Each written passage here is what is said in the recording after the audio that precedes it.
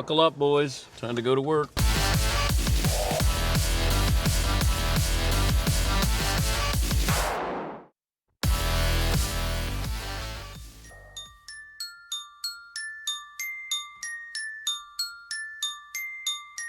Dan Patrick. His name is Dan Patrick. He's the best in the business, man. Captain of Sports Talk. He is a hero. Interviewer of all interviewers. Things getting a little cluttered over there with all that paperwork. But above all, a hoarder. You guys think it's a mess?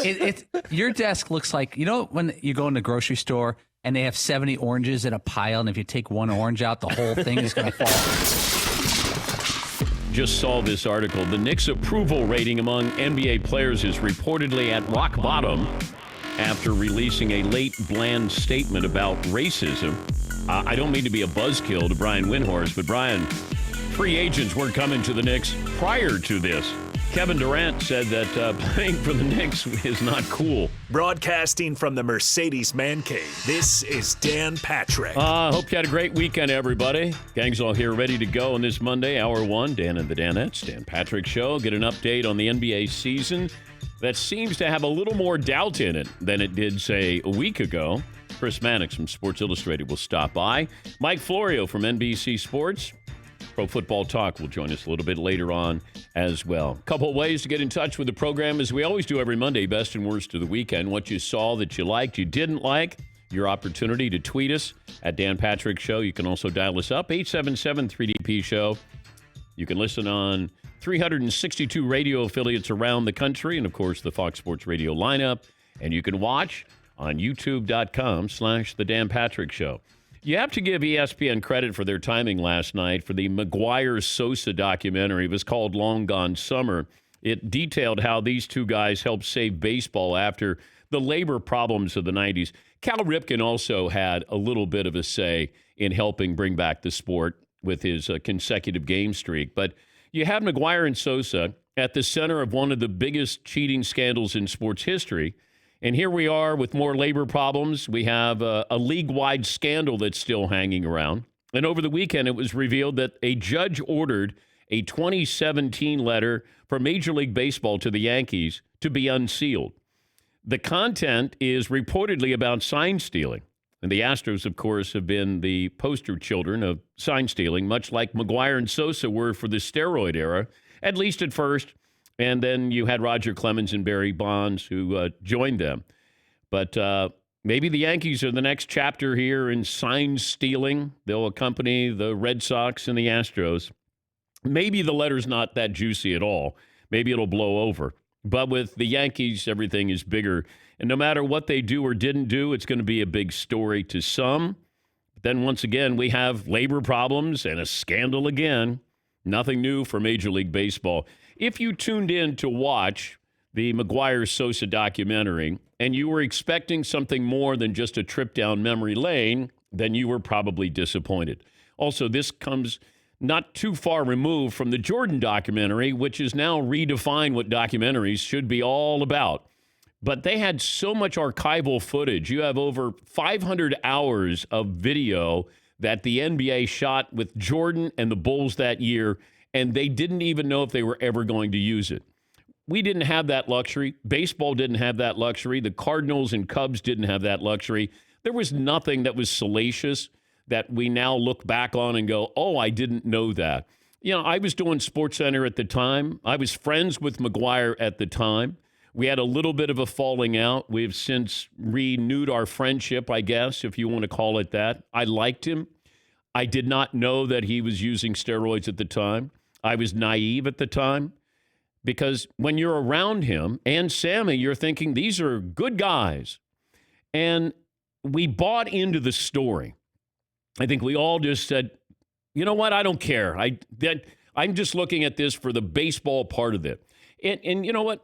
The deeper I got into this business, the more you see, the more you hear, and then the less you like what you're seeing on the field because there's things attached to it. And it is a job because now you're looking at things differently. You know, you don't just celebrate. You sort of celebrate and you go, I don't know. Is he clean? Like, I hate feeling that way. I wasn't cynical back then. Now I'm cynical. And it's not a good feeling to have, but that's the job that I signed up for. And back then, I was just watching. I used to go to Chicago on weekends when I wasn't working to watch this home run chase, to go to games at Wrigley to see Sammy Sosa. And at the time, people in 1998 would ask the following question in Chicago. It wasn't, did the Cubs win? It was, did Sammy homer? That's how the conversation started. If you said, oh, you went to the game. Oh, did Sammy homer? And then it was, did the Cubs win? That's how important Sammy was and McGwire was. This was breaking news, whether it was on radio or it was on TV. And I'm talking about the news. When Sosa and McGwire got closer and closer, when they got over 60 home runs, now all of a sudden you had these news updates on Sosa and McGwire. And the personality, the friendship seemed genuine. And looking back on that, and I remember seeing a bottle of Androstenedione in Mark's locker. And at the time we thought, okay, that's what he's taking. You can buy it at GNC. And then you come to learn more and more about what was going on. And I guess looking at it, I thought, am I going to just take a trip down memory lane and go, oh, yeah, I remember that, or yeah, I was at that game, or because that's really what it is. There's a little bit about steroids in there, a little bit about Roger Maris, but I wanted something. I wanted something just a little more, and I know it would have been too much to ask because you're not going to get McGwire and Sosa, certainly not Sammy, to sit down and go, hey, this is what I took. Because if I'm them, I wouldn't do that. And it's only it's one weekend. It's one night. We got 2 weekends with Lance Armstrong. We got 10 with Jordan. This one felt like it needed a little bit more, almost a follow-up that says, now let's explore what was happening at the time. But you know what? The fact that it was now and you're following the Jordan, platform here, you were going to disappoint people. If this is last year and they put this out, we'd probably go, okay, that's enjoyable. Hey, that was a great time. Hey, they brought baseball back. We need something like that now. Although I started to think about that. Who's bringing us back? There's no Ripken here. There's no Jeter here. There's no McGwire-Sosa here. Who's bringing us back? Because baseball might be coming back. That doesn't mean the fans are coming back. So just watching that and thought I would get a little bit more out of it. And I don't even know what I was hoping for because there was not going to be an epiphany. Sammy Sosa has never acknowledged anything. McGwire has. And, he said, hey, I wish I never did it. And we love to say the following. And I always caution people when they say this. You know what? When he was clean, he ... Okay. I don't know when somebody was clean. I have no idea. McGwire was unbelievable his rookie year. Sammy was just a toothpick. And you could see Sammy was really nobody. And then all of a sudden, Sammy became somebody. And McGwire had pedigree here. I mean, he was good in college. But he got nicked up, got injured. And, then all of a sudden, he reinvented himself. When he got to St. Louis, reinvented himself. And then you had Bonds. Bonds, and the story goes, and I've told it before, and because there was a group of guys, and they were in Orlando, outside of Orlando. And I remember being told that Bonds was there and a few other people, and Bonds said, basically, that's BS that, America's fallen in love with Sosa and McGwire. Watch what I can do. And he basically said to the people in the room, hey, you think they're good on steroids? Wait till you see what I do on steroids. And the thing is, he was a better hitter than both of them. And you saw if Barry Bonds used steroids longer than he did when he was with San Francisco, he would probably have 1,000 home runs because he was so incredible. But we get caught up in, well, before he started using, he was a Hall of Famer. That's not the way it works. it's the entire collection of your baseball career, all those years. You don't go, hey, can we just cut it off right there? Can you put me in the Hall of Fame right there? It doesn't work that way. And McGwire and Sosa not going into the Hall of Fame. I don't know if Bonds and Clemens ever get in there, but hey, before they started cheating, it's like, when Rafael Palmeiro got popped. Hey, you know what? Before he tested positive, he just started using at the end of his career. Okay, I got it. But that was, Bonds and Clemens, McGwire, Sosa. I don't know when they started, but I know what the end result was. They put up some pretty incredible numbers, and they got paid a lot of money. Bonds made more money with the Giants than he did his entire career because he saw what these guys were making. And that's why you look at numbers now. These are artificially inflated salaries based off of the steroid era. They build up these salaries because, hey, I'm going to compare this season with Willie Mays or Hank Aaron, Mickey Mantle. And then all of a sudden you go, well, he's got to be worth this. And then they inflated these salaries through steroids. And I know there was a feel-good moment with McGwire and Sosa, and we all got caught up in it. And I remember being in Vegas with Mark McGwire, and he was there for the ESPYs. And ESPN couldn't do enough for him. Whatever Mark McGwire wanted, he got. Sportsman of the Year with Sammy. They got their togas on. It's Sammy and Mark. But it was a wonderful moment that year, a magical year. But you just start to look back and you go, okay, now what do I get out of that? Tell me something. Show me something. And we never got that, really. On this date, 1998, by the way, Sammy Sosa hit 3 home runs. Sammy put up some pretty impressive numbers, but he looks good. Sammy looks good. He looks younger and younger every time you see him.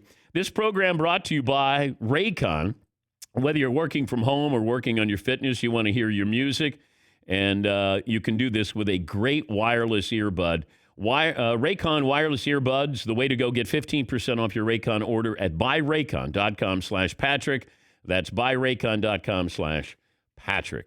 All right, McLovin, you got a poll question for me today. So last week we did which comes back first, the NBA or MLB, and NBA won. I just want to make sure that we're still the same spot. NBA won like 55-45. I'm curious, do you have any idea now? Is NBA going to be slowed down? That's my question. Well, we're going to talk to Chris Mannix about it because I'm just not sure.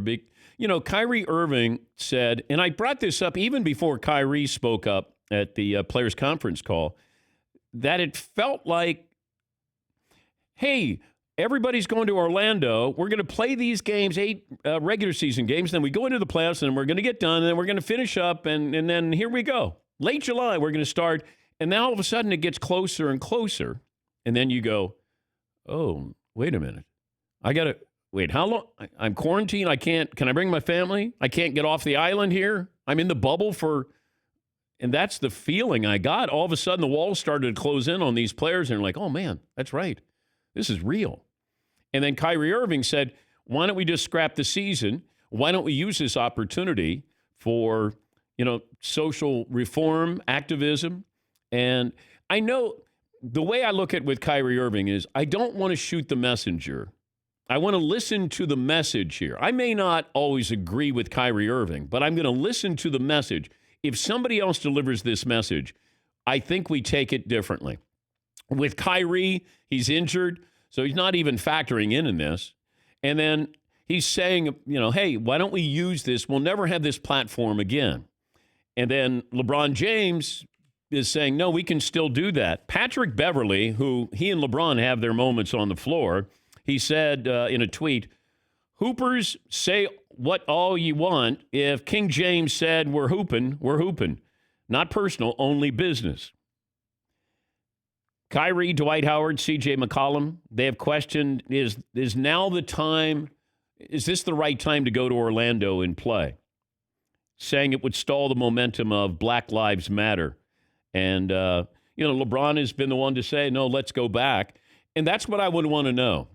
If you're going to go back, what is your plan here? Like, what's Kyrie's plan? Which I don't know. So we have this moment with, this social platform. What are you going to do? And how is it that you can't use what's going on in Orlando to help you with that platform? And I don't know that. And that's what I would want to hear. It's one thing to say, hey, let's not go back because it dilutes what we're doing right now out on the streets. Okay. LeBron is probably saying, hey, why don't we make sure that we draw even more attention to this while we're playing, while we are in the headlines here? And this is, we got a month here, a month and a half before we're playing basketball. I don't know what's going to be happening then. Are players going to take a knee prior to the anthem when they're playing basketball games? So I'm not quite sure, but we'll talk to Mannix about this, of where we are now as to, where we were. And it felt like, hey, the NBA has got it all buttoned up. And frankly, I was shocked when I realized Adam Silver, it seemed like everybody was on the same page. And then you're looking going, wow, how did they miss out on this? Where all of a sudden people, and this is before Kyrie, where you had people saying, on second thought, I don't know if I want to go to Orlando. I don't know if I want to be quarantined for that amount of time. What else do you have, McLovin? Okay, I have a couple topics. Go McGwire-Sosa, college football player, or this weekend's golf. I have 3 polls. Which one would you like to squeeze in first? I'll get to golf in a moment. Give me the McGwire-Sosa since we're on that topic. I think actually it might be worth putting up the poll. Did it bother you that McGwire-Sosa documentary went lightly on PEDs? Yes or no? Because it bothered me. I was like halfway through, I'm like, does this guy know that they were juicing? Because the way they presented it, they didn't introduce the topic. I'm sure the producer knew that they were juicing back then. Yes, he did. Watching that, you didn't know. Well, yes. You didn't really get that impression watching that last night. I don't know if he was. Here's my gut feeling. And I have no idea. I have nobody at the mothership who would tell me. But were they going to get McGwire and Sosa to sit down if steroids were going to be the topic? You wouldn't get Sammy to sit down.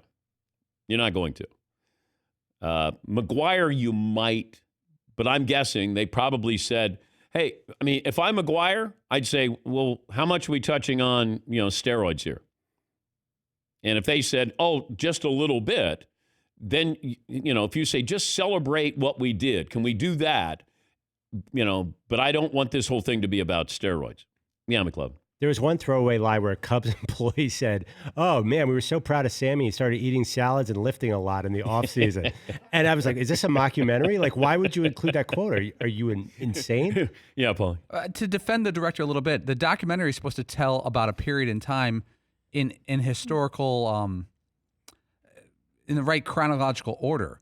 If he would have led the entire documentary with steroids, that wasn't what happened that summer. He was showing you what actually happened that summer. And if the media was naive and other people were naive, he showed you that as well. Nobody was questioning these guys day to day, and that's what he showed. He showed the actual what happened that summer and leading up to 98. Yes, I think I had more of an issue with it, and maybe it's because of the ones leading into it where we had a 10-part series on Michael Jordan. Then we had a 2-part series on Lance Armstrong that I thought was actually going to be longer and was waiting. The next Sunday, I was just like, oh, the Bruce Lee one. When are they doing the rest of the Lance one?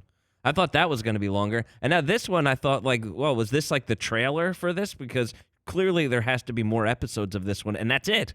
And so I think my problem with it more is that they did put into context what that summer was like, and they did a fantastic job with that. But you can't just ignore or give 5 minutes to that, black cloud, that dark cloud that's followed it for the rest of time. To just give it 5 minutes at the end of like, oh, by the way, and then here's what happened. Felt a little rushed. Yeah, I think that they just wanted to say, here's a feel-good 30 for 30. Let's go back in time to let you understand if you weren't old enough to understand. Because, you had Jordan. So Jordan is the same year, right? So you have Jordan and you have baseball. You go out of Jordan where Jordan hits the shot. You got The Last Dance, and now you go into McGwire and Sosa to take you into the fall. And it was a pretty great moment in sports. But, the problem was, what we had with Jordan, we had so much, And with, Sosa McGwire, we had very, very little. There was nothing that was in there that you go, oh, I didn't know that. I'd never seen that before.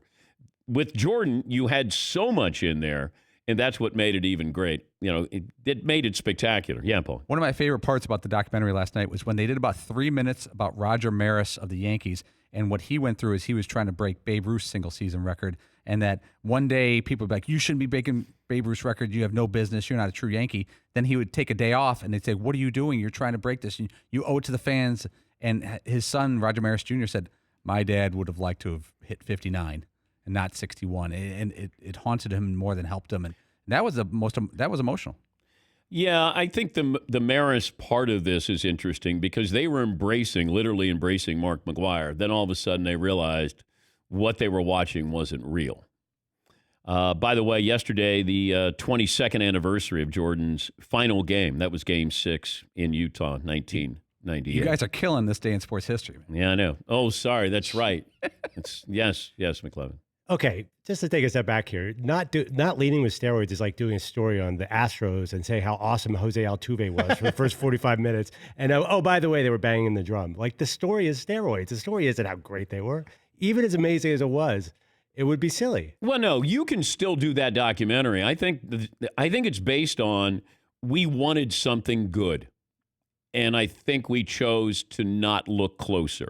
And I think what the director, producer, and I don't know him, it's just we're going to go back and let you understand how big this was, the magnitude of this was.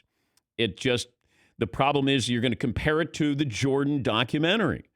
And did I expect anything out of this? No, I did not. I didn't expect, unless Sammy said, hey, I did this, or I started doing this. I was around McGwire, and I can say with all of my heart, I think he got in and couldn't get out. I think he realized, hey, I'm just a baseball player. Now I'm the sportsman of the year. Now I'm something larger than life. Sammy loved it. Because Sammy never had any of this. And I think McGwire got in, and I don't know if Mark had an exit plan. Because when he got in front of Congress, you realized he did not have an exit plan. Yes, Eden. Well, that was one thing that I think that they did really great. It was such a funny moment to me because it really showed you who Sammy Sosa was at that time. But throughout the whole thing, he's like, I'm good. I got no problems with who I am or what I did. He's just like, go back to where I grew up from. Yeah. Go see where I came from and how I grew up. And I was a shoe shine boy and I had all of this stuff. You know what I mean? Like, I grew up in a very poor area. And now tell me that, I'm going through this home run race and I'm making money. And I would check every night after the game. I'd get home and watch ESPN to see if they were talking about me. That's what I wanted to do. He's like, I'm good. Coming from where I came from, I'm fine. Don't worry about it. All right, we'll settle on a poll question. Phone calls are welcome, best and worst of the weekend. We'll get an update on Chris Mannix on what exactly is going on with the NBA and his thoughts on what Kyrie Irving and Dwight Howard and C.J. McCollum are stressing with the rest of the NBA. Take a break, 23 after the hour. This is the Dan Patrick Show. Check things all the time, email, Instagram. Check something important like your credit. When's the last time you did it? Have you done it before? And now you can do it. And you can do it for free, even if you're not a customer of Discover. Discover is now offering FICO credit scores. That's the score used by 90% of top lenders, and they're doing that for free, even if you're not a customer. Checking your score won't hurt your credit. You can check each month for changes. The Discover Credit Scorecard is free for everyone. Learn more at discover.com/credit scorecard. Limitations do apply.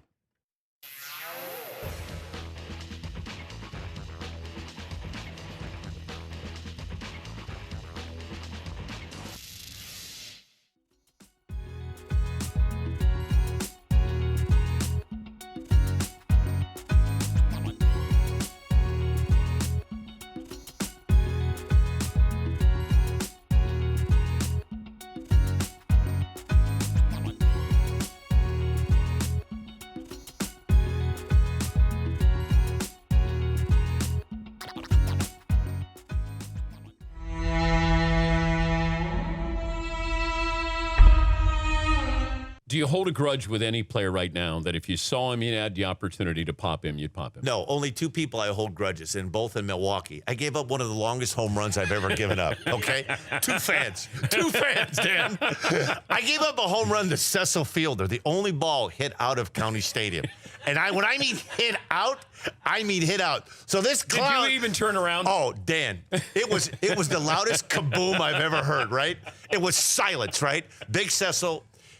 okay, I had a bet then with my then wife, which is now my ex-wife, that if I was Did she leave you over the Fielder home run? We had a Dan. Listen, this is big now.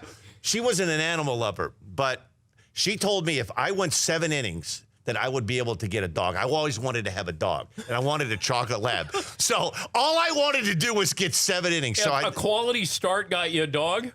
Yeah. Oh, I would have been doing. So anyway, the first 2 times that Rick Dempsey's catching, and we're going in on Cecil Fielder, right? And I jam him, I pop him up. Third at bat, I remember he made the last out of an inning, and he goes, "Hey, kid, let's just go in there again." I'm like, wow, we want to go in there a third time? First pitch, Dan, he hit it out of County Stadium. And this clown, right, is standing in the top row. And if he catches it, it doesn't leave the stadium, right? I mean, this guy stands up like this. I like that you're blaming this guy. Oh. You gave it up. Yeah, I gave it up. If he catches it, it's not that big of a deal. And the other guy, I don't know who the hell he is. So you lost your wife and a dog. Thank you, all at once. More importantly, you lost a dog. Yeah, Hershey. I was going to name him Hershey, a chocolate lab. And the other guy I'd like to have a fight with, there was a fan in Milwaukee. I don't know the guy's name, but I know what he looks like. And Dan, if I walk out of your studio and I see that guy, I'm going to run him over. So I was having an awful go. Like the first really struggle period in my career. My first 4 years, it was easy. 86, it was like Sporting News, Rookie Pitcher of the Year. 87, 88, 89, All-Star team. And 90 is when I had the first official, I couldn't get out of my own way. Had a game where I gave up. I came into a game winning 5-1 with 2 on, got the last out in the 8th, and didn't get out of the 9th inning. Tom Trebler had come get me out. And I remember Charlie O'Brien was catching me. And I mean, Dan, if Tom Trebelhorn didn't take me out of that game, I'd still be trying to get out of it now. And I remember being in the shower afterwards, and I'm in the shower, and Charlie O'Brien, and, we had a really good relationship. And he goes, God, he goes, damn, man, you better go back in the shower and get that lather out of your hair. I'm like, what? He goes, you still got that lather from your hair from that lathering you took.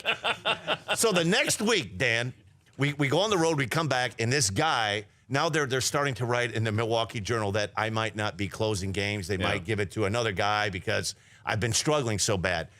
Dan, this guy, I don't know his name. Every night I got up to pitch, he would stand at County Stadium and he would call me the butler. You're a setup guy now, please. We ought to start calling you the butler. And then I warmed up for the next 3 years, and I wanted to beat that guy's ass. Every night I warmed up, he'd go, hey, I know you hear me. You're the butler. And Dan, I never gave him the satisfaction of looking, but if I see that guy, I will run his ass over.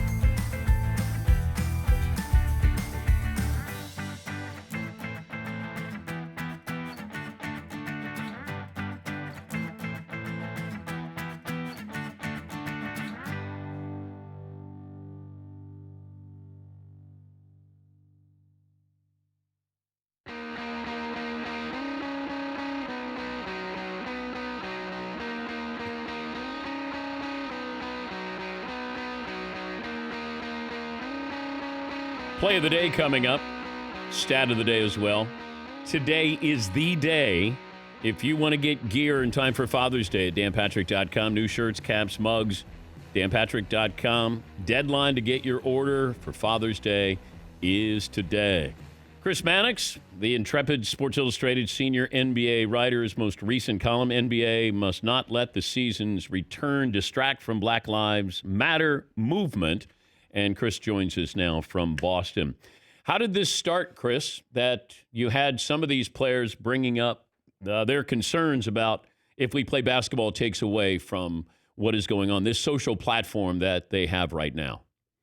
Well, Dan, Kyrie Irving was the driving force behind this recent call. And his message to the 80-plus players that were on this call was that, there should be some consideration put into the fact that once we go down there and start playing again, the narrative shifts entirely. And look, he's not wrong. I mean, when players show up in Orlando, media that's been clamoring to, get a piece of them for the better part of the last few months will start writing about LeBron James's chase for a championship and Ben Simmons' return to Philadelphia, and what is the status of Kawhi Leonard and Paul George with the Clippers? And there are players, Irving the most vocal among them, that believe this is a time in this country's history, a movement where that kind of distraction just simply shouldn't take place. So that was the impetus behind that phone call, to let players speak out on issues like this as they try to make a decision. Okay, but in the end, ultimately, it feels like it's LeBron James's decision here. Even Patrick Beverley, who doesn't get along with LeBron, tweeted out, "LeBron wants to hoop. We're hooping here." Is there? I just don't know Kyrie Irving's plan, Chris. If he has a detailed plan of, if we don't play basketball, then what do we do? And can you do both in your bubble in Orlando? No, look, LeBron's position, which has been an ongoing position for him, dating back to 2017. I wrote about the time when Donald Trump was going after the NFL players for kneeling. LeBron said specifically, "My voice is stronger than my knee." And he's always held that position, that if he's out there in the forefront, he can do more good than if he boycotts something or takes a more divisive stand. So I think a lot of players will follow suit. I think Kyrie Irving's only plan and his push to players was, look, just don't show up, and you send a pretty strong message about the strength of this movement. Don't be part of the ultimate distraction. I mean, look, I have a hard time, Dan, as a white man kind of quibbling with Kyrie on this. I've never walked a mile in his shoes. I've never experienced some of the things that he's experienced. So if he feels this strongly that not showing up sends a stronger message than showing up, it's fine to have a difference of opinion with LeBron. It's just the way Kyrie, and I can tell you a number of other players, feel. Yeah, I agree with you. I said this from the outset. Sometimes we'll shoot the messenger and not listen to the message. And I think Kyrie can be polarizing. And I want to listen to the message. And I'm right there with you. I don't know what he's experienced. I just want to know, if there is no basketball, is there a plan, or is that the statement they're going to make? This is so important, we are going to forego an NBA season. Plus, Kyrie not playing, that probably may draw, a little bit of a, well, wait a minute here. If he was playing and LeBron wasn't playing, would, he be saying the same thing? And maybe that's not fair, but the fact that he's not going to be playing and LeBron has a chance at another championship, they worked hard all season to get the number one seed, all of these things. So, I don't know, you kind of throw it into the pot here, and I'm not sure what the commissioner thinks about all of this, and how does he troubleshoot this? Well, to your point, Dan, from a public perception standpoint, there really could not have been a worse messenger than Kyrie Irving, because of the fact that he's not playing, and he spent the better part of the last 2 years viewed as one of the more divisive forces in the NBA, with the locker room and everything that happened in Boston and his subsequent move over to Brooklyn. All that being said, there's going to be a season. Like, the NBA is not even remotely considering the possibility of not coming back. There's just not a belief, and I think this belief, this feeling is strong enough, that there's not a belief there's not going to be enough players that decide not to go. There'll be a few players, maybe even more than a few players, that decide not to go, but not enough that would deter the NBA, or the union for that matter, which has been in lockstep with the NBA throughout this process, from not bringing the game back. The question is, in the next couple of days and weeks, what kind of statements will the NBA send? What kind of actions will they take to try to convince the players that are on the fence about this that coming back is the right thing? Will it be some form of donation or a commitment to do something while you're in Orlando that will keep the spotlight on this social justice movement? I think that's something, I know that's something the NBA is discussing actively and will probably have something to reveal in the coming days and weeks. We're talking to Chris Mannix, Sports Illustrated senior NBA writer. I was also wondering, you have Dwight Howard and Avery Bradley on the same team as LeBron James. This isn't cause for concern?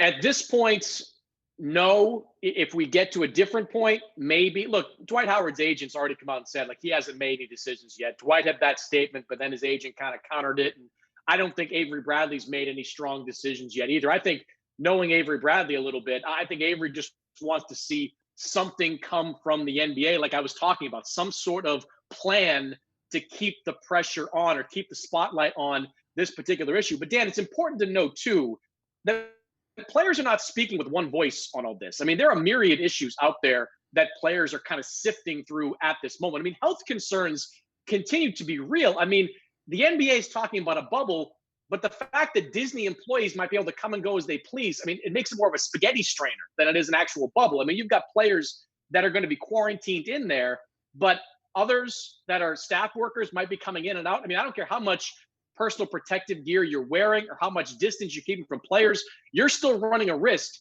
that you can cause infection. So that's a concern. And let's be real, Dan, for a lot of players, mostly the guys in their 20s, there are lifestyle issues here. Like, not a lot of guys are eager to go quarantine down to Orlando for several months, especially the ones that don't play golf and that might just feel like they're just stuck in one place, doing nothing. And I was wondering about that, just the physical condition could decide who wins this championship, because once you get there in late July, then it starts. You don't have much ramp-up time. I've seen pictures of James Harden working out. Looks like he's lost 15 pounds, but here's a guy who has asthma who's going to be going down into that bubble there. I don't know what LeBron has been doing or the Greek Freak has been doing, but, that could go a long way in deciding who's going to win this championship, is just who's in the best shape.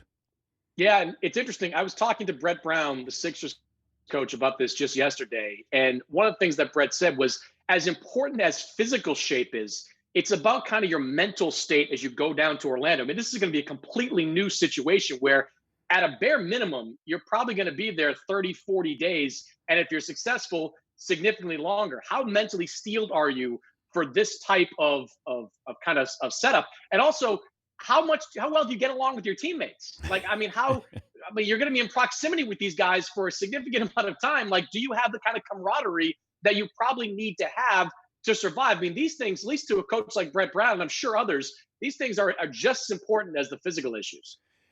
That stove behind you, be honest, how many times have you used that in the last year? Do we include pasta? All right, I'll let you sneak that in. If I got rid of pasta, how many times have you used that stove? Oh, I mean, I think my old softball gloves inside the actual stove. I don't think that's actually been used. I mean, if you look behind me at the fridge, if I open it up, I'm pretty sure there'd be, I don't know, like 3/4 of a pound of salami. Can you Girl open Scout it up? Cookies. I'm not doing that. There's no way. There's no way that's happening. I'm afraid of what's in there, to be quite honest. Case of Bud Light in there, some Gatorade. Easily. Right? Easily. Yeah. Easily. Yeah. I'm into Sobe water now, so that's kind of probably a bunch of that. No. Soft. Hey, good to talk to you. I also saw where the Players Association doesn't expect fans at NBA games next season. Well, a little bit too soon to tell on that one. I mean, it's one of the questions that's going to be coming up, Dan, is will the NBA keep fans out of stands completely, or will they look at states that are allowing things to happen and say, you can put fans in stands? I mean, this is going to be something that comes up because owners of those teams are going to say, like, if you're Mark Cuban in Dallas or, in San Antonio or the Rockets, like where Texas is starting to open up significantly already, are you going to say, look, you're going to cost me all that revenue when my state says I can open up and have 3/4 of capacity? Florida, which we've seen open up already, a couple of teams down there. This is going to be a challenge. If there are states like New York and California that are still operating under significant restrictions, how will the NBA, how will they sort of thread that needle where they have these owners that are able to make money off fans and stands, but they can't do it because the rest of the league can't. That's a challenge, believe me, that the NBA is talking about right now. Good to talk to you, Chris. Thanks as always. We appreciate your time. All right, Dan. We'll take a break here, back with our play of the day and your phone calls right after this.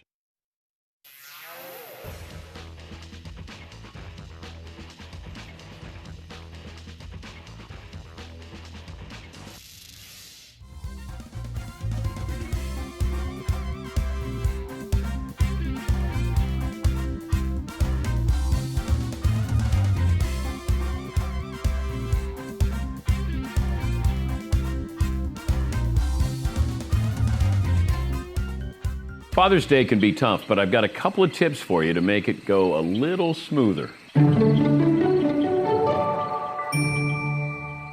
Tip number 1, to let them know what you want for Father's Day, you need to put it right in front of their noses. What is this? Who put this on my desk?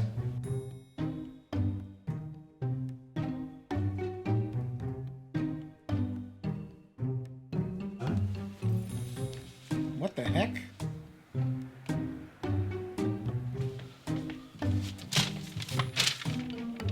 Oh, those the Cabela's Father's Day catalogs that look, there's a lot of nice things in there, I think.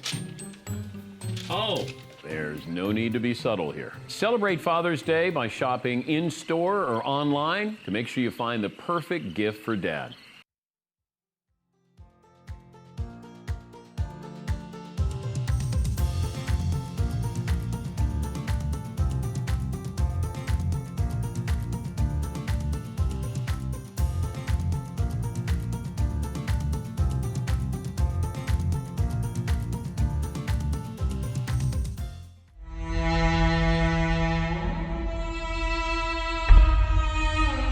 He is MVP, all lobby bar, by the way.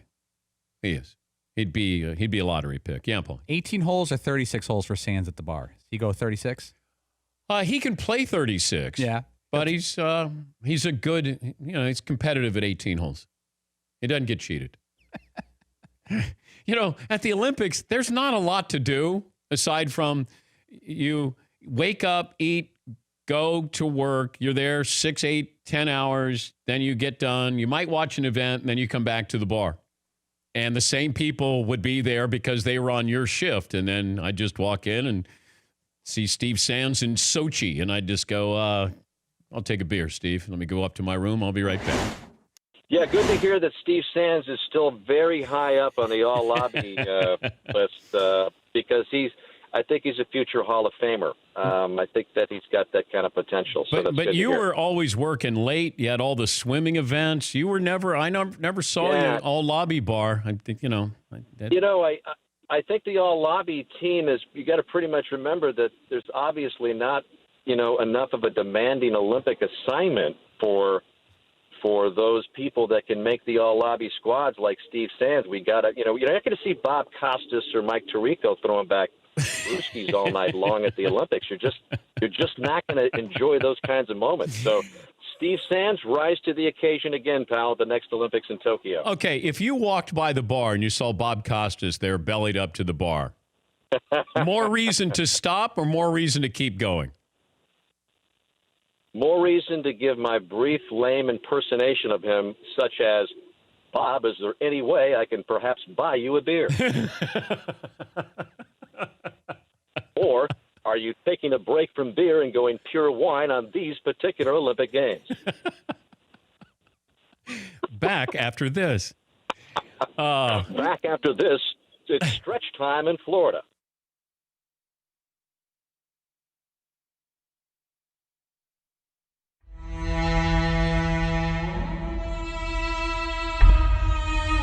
It's pretty cool what Aaron Rodgers said to the Chicago Tribune. Yeah. How about that? Unbelievable. Did you know that you were his favorite player?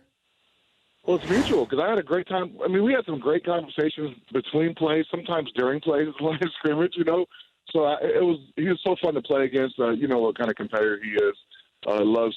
Wants to win, always trying to win, just like I felt like I was. But we had some great games and some great cat and mouse games at the line of scrimmage. Did you ever hit him? I mean, hard? Yeah, I did. Actually, the 2009, the year I dislocated my wrist. I got him in the first quarter. Back when you could hit quarterbacks, he was rolling out the pocket, and I actually, it would have been a super fine today, but back then it was known as a good hit. All right, here's the quote. Aaron Rodgers said this to Brad Biggs in the Chicago Tribune, that Brian Urlacher is one of my favorite, if not my favorite player, because he is hyper-competitive, tough human, and does it the right way, plays with a lot of passion, a lot of grit, a lot of class. I always enjoyed our battles. Yeah, you could almost get emotional with that. I don't know. I wouldn't go that far, but it's pretty cool. You know, you look at a player his caliber, what he's done in the NFL, it's kind of humbling to hear it coming from a guy like that. So pretty cool. Maybe you could have him introduce you at the Hall of Fame when you get in. Well, if I get in, Dan, you know, let's not say when. Let's say if I get in. Okay. I don't know if I would go that far. Who would you have? He's a good dude and a good friend, but I'm not sure I'd go that far. Yeah, he's a quarterback and he plays for the Packers, though. That probably wouldn't go over 12 with the Bears nation.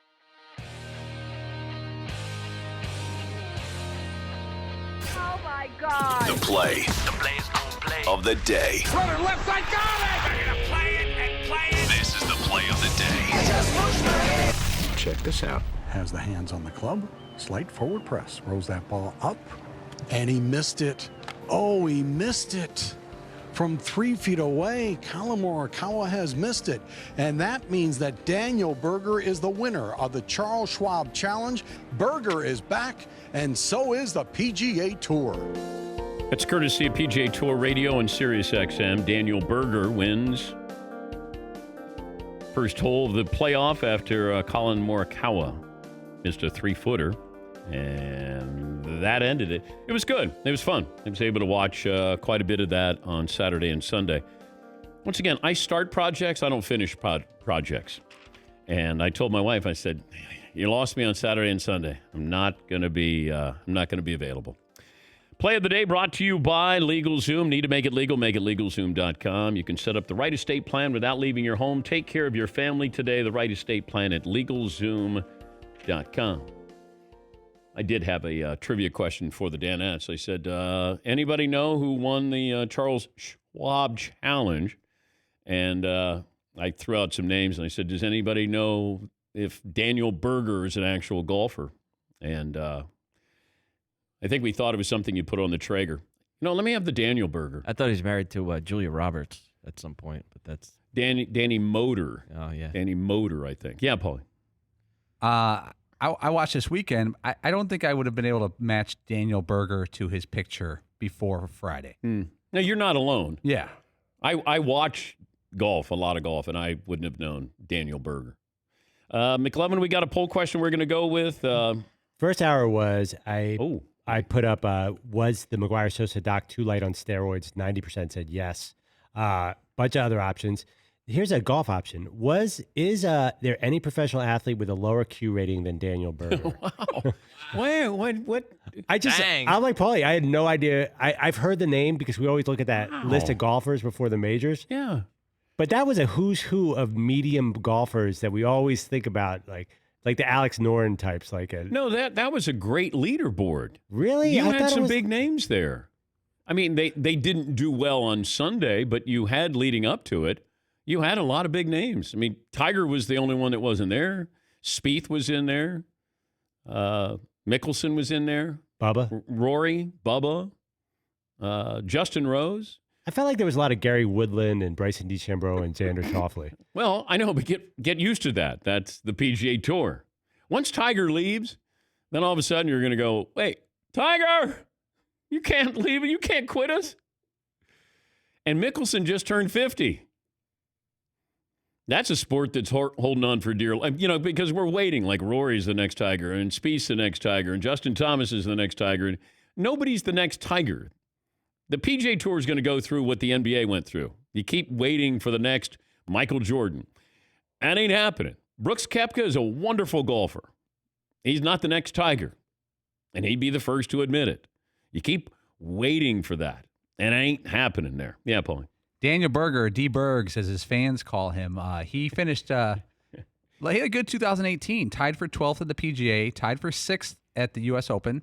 He was top 10 at the Masters in 16. He's on a... Wait, it's not his fault.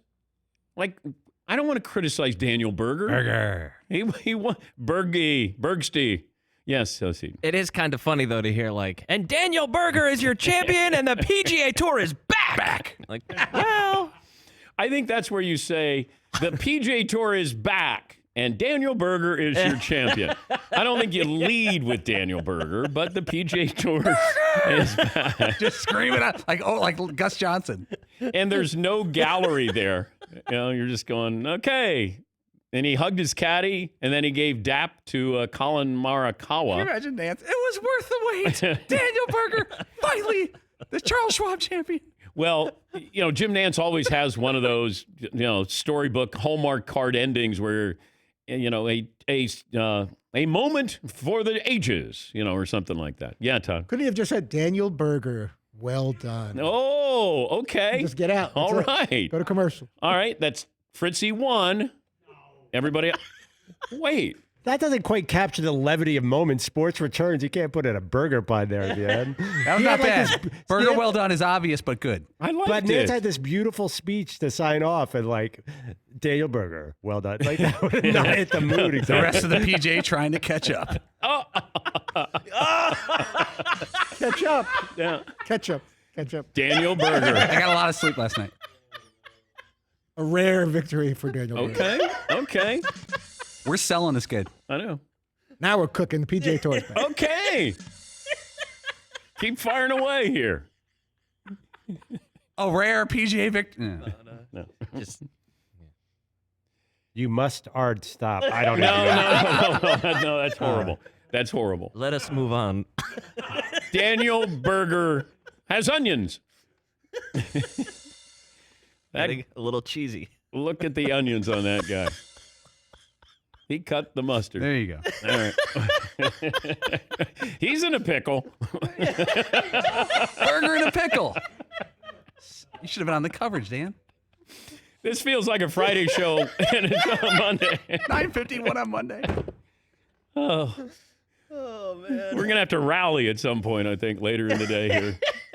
Anything else, back row, toddler? I'm good. I'm going to get out while there you go. You guys have encouraged me many times to step away. Good job. I love it. All right, so we have a poll question. Let me get to Chad in North Dakota. Hey, Chad. Hey, Chad. Chad. Come on, Chad.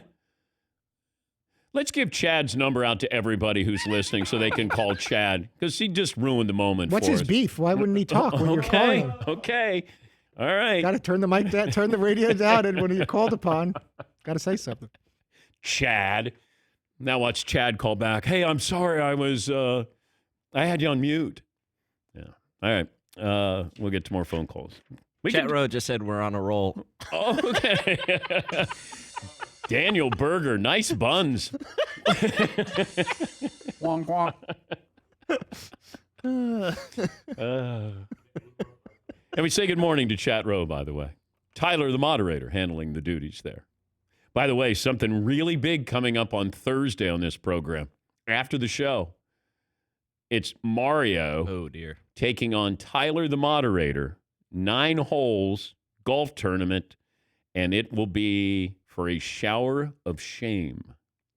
So Tyler, the moderator, versus Mario, mano a mano. Yes, Paul. Straight up, 18 holes? No, 9. Straight up, 9? 9. Yeah. I couldn't watch it for 18.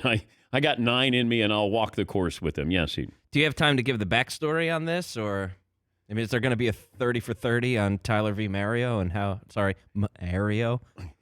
It might be better than Sosa McGwire 30 for 30. Yeah, McLovin. Can you imagine if Mario has a 2-foot putt to win, how much pressure he's going to feel knowing what he did in the AUAA?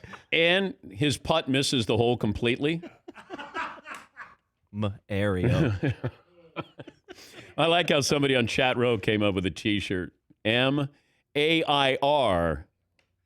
A-I-R capitalized. Mario for the air ball in the AUAA. Mario.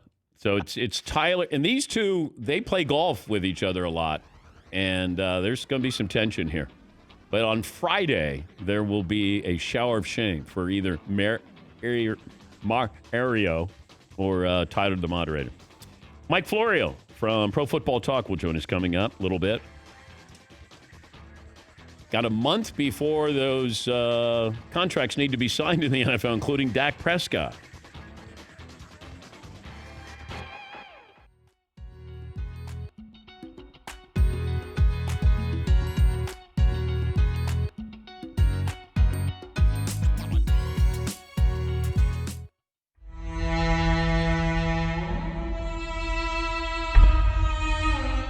Your favorite Kobe Bryant story is? Do you remember the reality show, The Real World? Yes. That used to be on MTV? Yeah. And Kobe was a rookie. At the time, he and I had the same business manager. I still have that same business manager, Gail D'Agostino. We were set to play a game of basketball versus the Real World cast. They had no idea. It was like, you got challenges and things like that. They had to beat us in a one-on-one game to get a challenge or something like that. It was shot in Hollywood, and all I remember is Gail continuing to say to me, look, when you guys get there, you're going to get there before the cast of Real World. All Kobe wants to do is play you one-on-one. He just wants to play you one-on-one, one-on-one, one-on-one. I'm like, look, I'm 10 years in. This is 96, 97 year that summer. So he had 1 year in. So I'm 10 years in. I'm not going to play this young cat one-on-one. I'm like, all right, I'll play a soft game of one-on-one versus him, but our focus should be going against the Real World cast. So we get there, and we're playing soft one-on-one, and, I'm doing my step-back jumper. I know you've alluded to this before. And he's like, how do you do that move? And, I kind of show him because I was trying to take things from him as well. He had this killer crossover. I'm like, wow, how do you do that? So we're exchanging our go-to moves. So then the Real World cast comes in, and they're like, oh, shocked. Oh, my God, Reggie Miller, Kobe Bryant. And I'm like, wait a minute. So you want us two to play against, there's like 6 or 7 of them. And I'm like, I'm telling the producer, director, I'm like, this is not going to work. And Kobe's like, no. Oh, no. We're playing.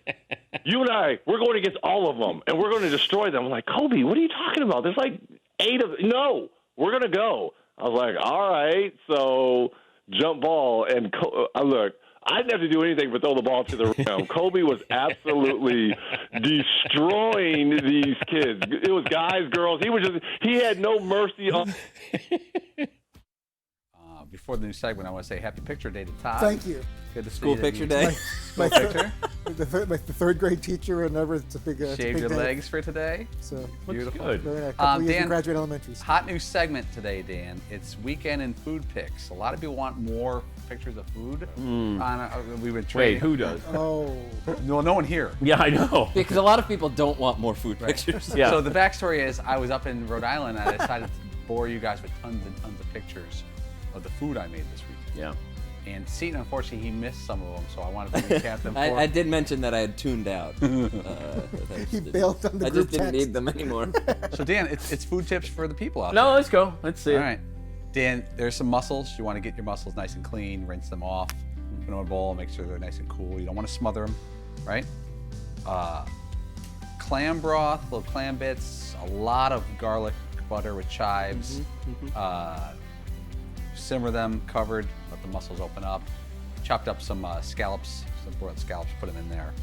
And then, Dan, the most important thing for the final picture is I actually took the bowl out and had the sun hitting it as the sun was setting. I like It's that. the golden hour. Oh, the golden hour, nice eating.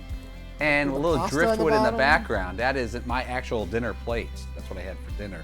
So mussels, clams, linguine, That is fun. scallops. Fun Now, stuff. Who would like to have that here one day?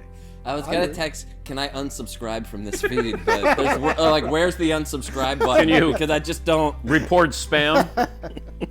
Yeah, it'd be That nice. looks very You made that one day in here, that'd be good. Who's in? You can send I'm me totally a picture in. of it. You'd rather have the picture? If you make You'd rather it the here, food? look. If you made that, I would understand On if a I bed could of pasta and everything. That's good stuff. Would you rather? looks good. If I said you couldn't eat that, but I would stop sending you pictures of me. Yes, I would take that.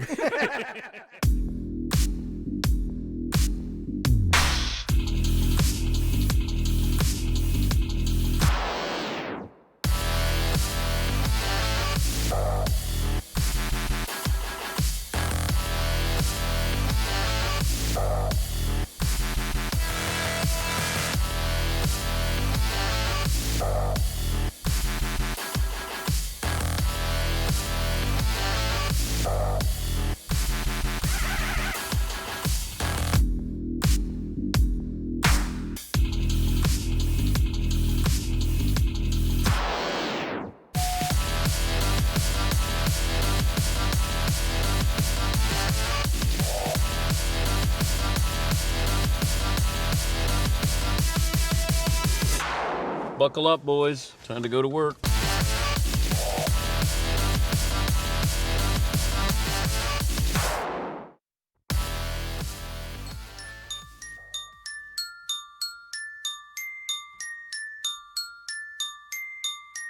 Dan Patrick. His name is Dan Patrick. He's the best in the business, man. Captain of Sports Talk. He is a hero. Interviewer of all interviewers. Things getting a little cluttered over there with all that paperwork. But above all, a hoarder. Do you guys think it's a mess? Your desk looks like, when you go in the grocery store and they have 70 oranges in a pile, and if you take one orange out, the whole thing is going to fall. Just saw this article. The Knicks' approval rating among NBA players is reportedly at rock bottom after releasing a late bland statement about racism. I don't mean to be a buzzkill to Brian Windhorst, but Brian, free agents weren't coming to the Knicks prior to this. Kevin Durant said that playing for the Knicks is not cool. Broadcasting from the Mercedes Man Cave, this is Dan Patrick. Hope you had a great weekend, everybody. It's Hour 2, Dan and the Danettes, Dan Patrick Show. Check in with Mike Florio, Pro Football Talk. He's started an initiative, or reignited an initiative, to have the Washington Redskins change their nickname. So we'll talk to Florio about that coming up. Phone calls are welcome, as we do every Monday. Best and worst of the weekend. What you saw that you liked, you didn't like. We'll give you our best and worst of the weekend. 877-3DP Show. Email address dp@danpatrick.com. Twitter handle at DP Show. Say good morning to our radio and TV partners. 1 month until the franchise players can sign that long-term deal. So deadline to sign franchise players to long-term deals is 1 month from today. We spent a lot of time, too much time, talking about Dak Prescott. There's some other players, A.J. Green, Yannick Ngakoue, Chris Jones, Shaquille Barrett, Justin Simmons, and you have Dak Prescott in there as well. And we haven't heard too much from the Cowboys, haven't heard much from Jerry Jones on a variety of things. But the Dak Prescott deal, something gets done. The question is it short-term? Is it long-term? Is it a 4-year deal, 5-year deal, 3-year deal? But Dak Prescott will get paid. And then once he gets paid, we'll move on to Deshaun Watson, and then we'll have Patrick Mahomes as well. But we'll talk to Florio about that with 1 month to play with before these franchise players can be signed to these long-term deals 1 month from today. A couple other things. You had golf over the weekend, and it was live. It was interesting. And I know you may not know Daniel Berger or Colin Morikawa, but the Charles Schwab Challenge was fun. Extra playoff hole there. PGA Tour CBS pulled off the broadcast despite the limitations there. Jim Nantz did yeoman's work there, basically doing the entire broadcast. And I don't know if this is going to hold up our interest, but right now it was live sports and being able to watch it. It was a win for the PGA Tour and certainly for Daniel Berger. And as long as everyone emerges healthy, it's going to be a victory for everybody who hoping for sports to come back. It's kind of tricky now because you have certain states saying, hey, we're open for business, or we're going to have fans. The governor of Texas, Greg Abbott, says he expects Texas college football games to have at least 50% attendance. Texas reopened amid the COVID-19 pandemic, and the governor says that sports stadiums would be allowed to operate at 25% of capacity. He revised that to 50% just a week later, giving rise to hopes that Texas would be given the green light to potentially fill stadiums to capacity this fall. The governor's message to the athletic directors was clear. According to a person with knowledge of the call, it would take either a vaccine or a drastic drop in cases for capacity to increase beyond 50%, and that schools should not count on either development by the time the football season starts. There was a headline that was attached to Ohio State because Ohio State's going to make its football players sign a waiver when they come back. I talked to a source last night and said that it's not just Ohio State. There are going to be other schools that will follow suit with this. I don't know how binding it is, legally binding it is, but I think this might be just, the teams saying you need to be responsible for yourself so you can be responsible to your teammates. But I saw where Ohio State had the headline attached to it, and then a upon a little further investigation, I was told last night other schools are going to follow suit as well. Talked a little bit about the McGwire-Sosa documentary. And I think if this was last year at this time, we'd probably go, oh, that was pretty good. Oh, that's interesting. Oh, now I realize how big that story was. But right now, after the Jordan documentary, even the Lance Armstrong documentary, it sort of fell flat because you're going, okay, kind of lacked a little meat. There wasn't any video that we hadn't seen before. Even sitting down with McGwire and Sosa, they weren't forthcoming with anything other than what was happening in the moment with the home run chase. And maybe that's what they were told. Maybe that's what they said they would agree to. Hey, I'll do it, but I'm not going to make this a steroid fest. And Sammy has never acknowledged anything. McGwire at least had to sit down with Bob Costas, and he came forward and said that he had done steroids. I would love to know, and we'll never get this, at least probably not in my lifetime, where you would have an athlete. I would love for Lance Armstrong to say, I did this on this day, this amount, this is what I did, this is how it helped. Somebody injected me. I would just want to know, what is the difference before and after? Now, I did talk to somebody who used steroids playing baseball, and I said, what is the feeling like of when you cycle on and cycle off? And he's no longer in the game, but he talked about how you just get this recovery feel, like you can just continue to work out. You can continue to play. You're not fatigued. And you obviously see that there is more power there. There's more size there. But I wondered, what's that like when you inject or however you use it? Is it immediate? And he said, no, it's not immediate. But you have this ability to be able to play or lift weights, and then, the recuperative powers. He said that's the amazing part of it. And he said, you guys would get caught up in, the hitters using steroids. Pitchers would use steroids so they were able to recover and be able to pitch the next day if they were a long reliever. Starters, the recovery part of this. But, yeah, I was just curious about that. But we weren't going to hear that last night with McGwire and Sosa. I didn't expect it. I just saw sort of the social media backlash, like, wait a minute, you're going to spend 5 minutes on steroids here?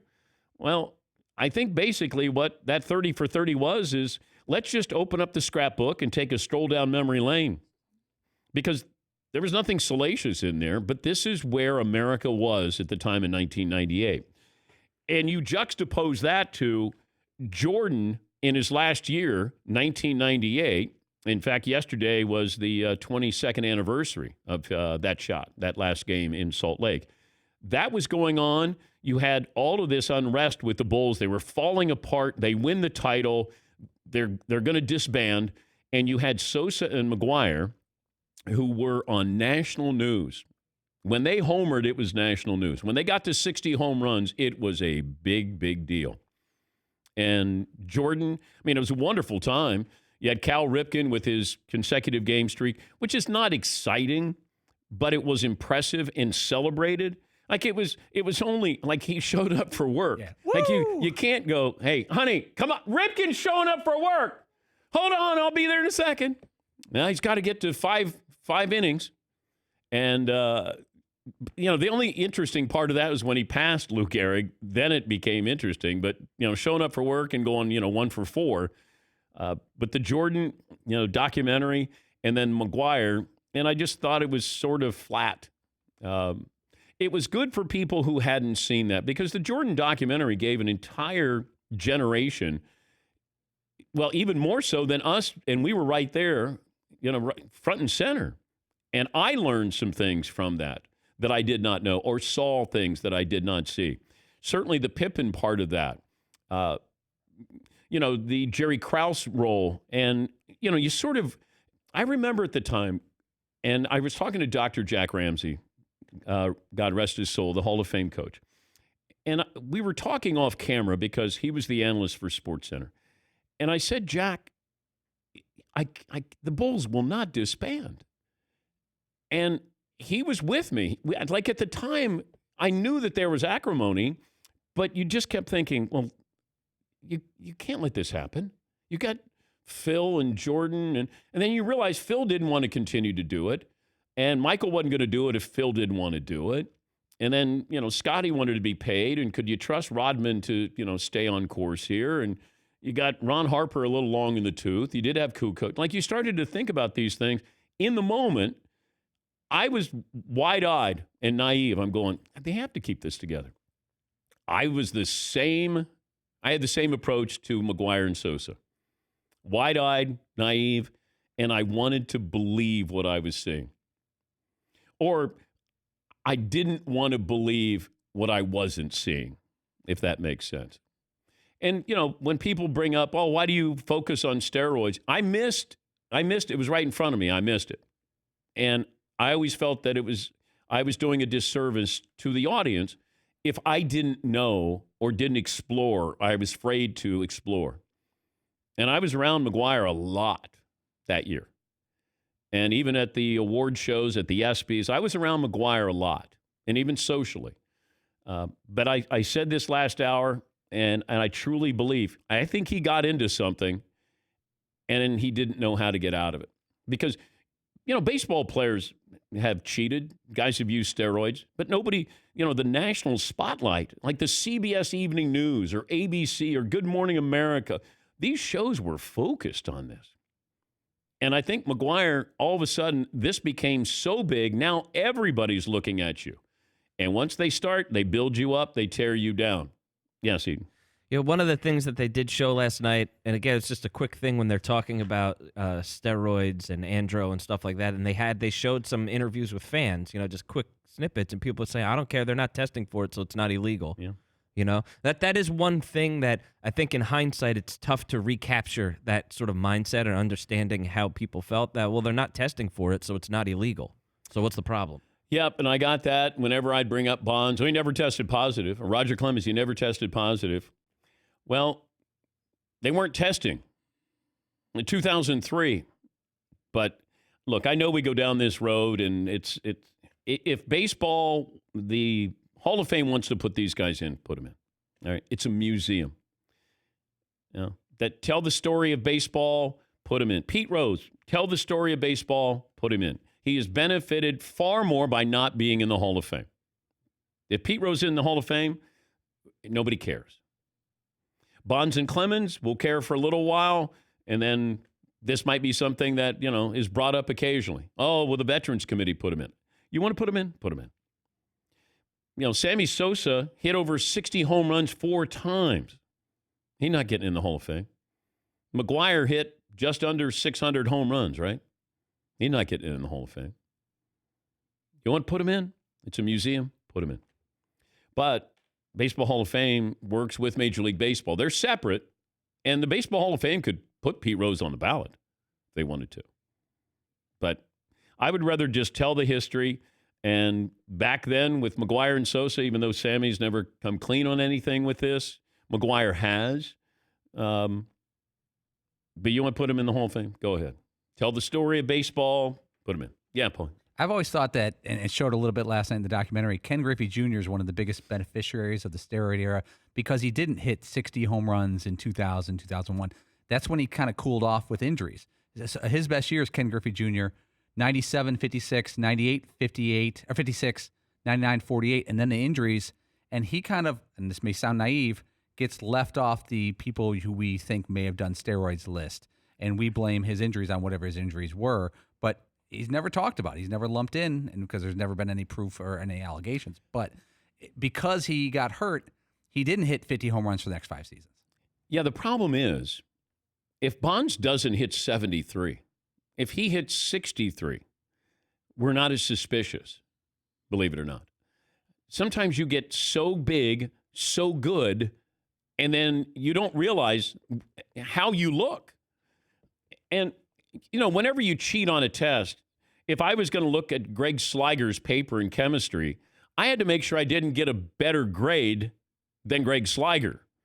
I needed an 82 while he got a 97. Nobody was suspicious. But when you go, hey, I got a 97 too, and I sat right next to the smartest guy in the room, that's not smart. So Bonds was too good at this. And I think McGwire got too good at this. Sammy got too good at this. It's like if Brady Anderson doesn't hit 50 home runs, nobody's suspicious. If Brady Anderson hits 42 home runs, we go, okay, all right, man, he had a pretty good year.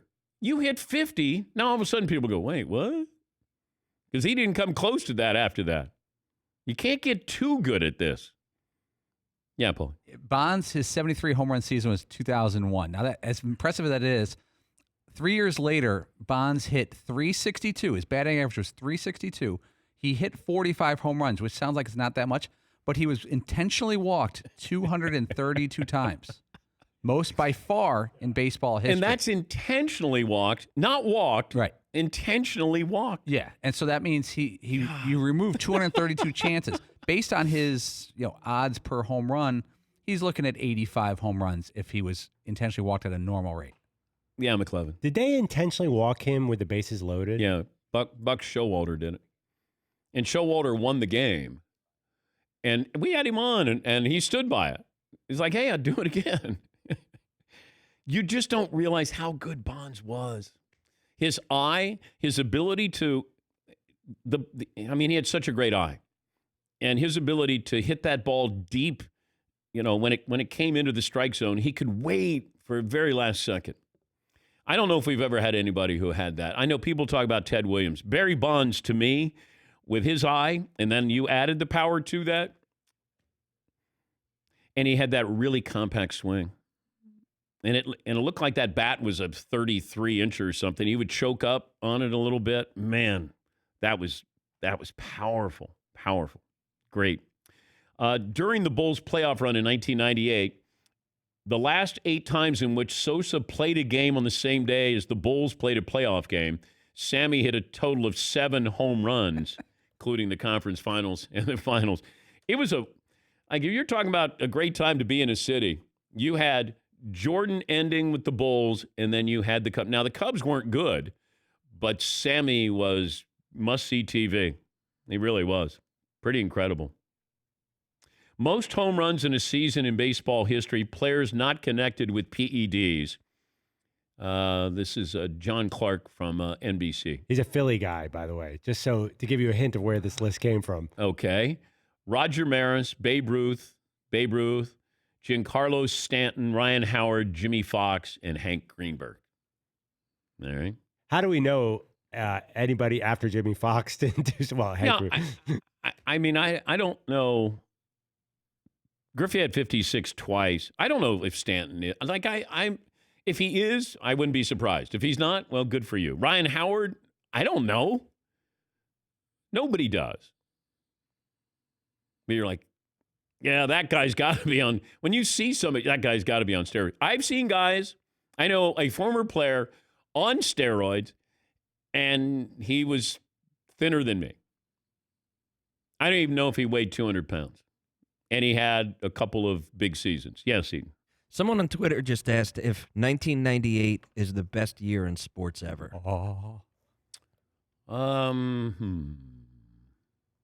What else would be in? What happened football-wise in 1998?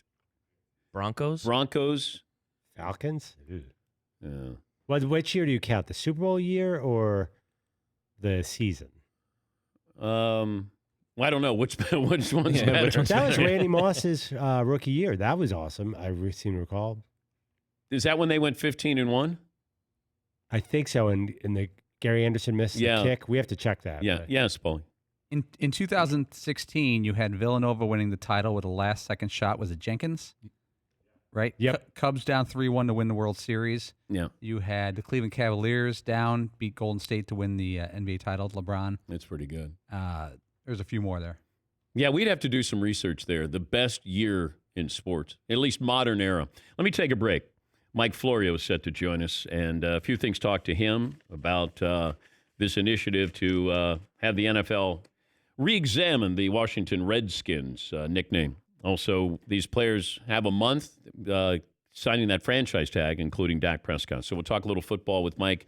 He'll join us coming up next. It's 20 after the hour. This is the Dan Patrick Show.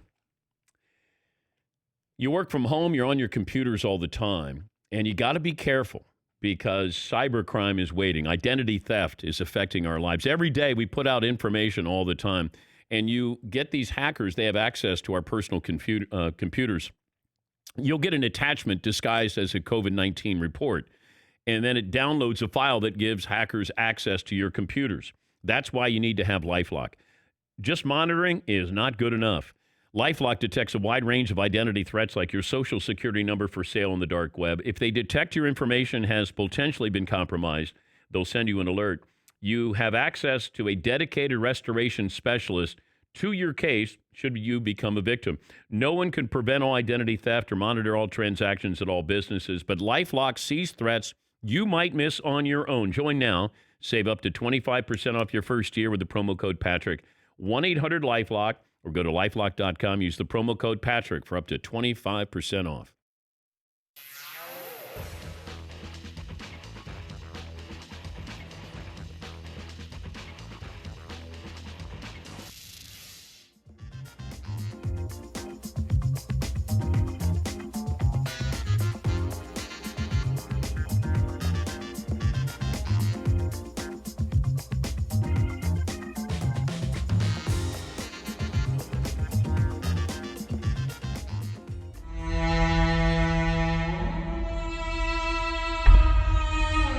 I had your brother on yesterday.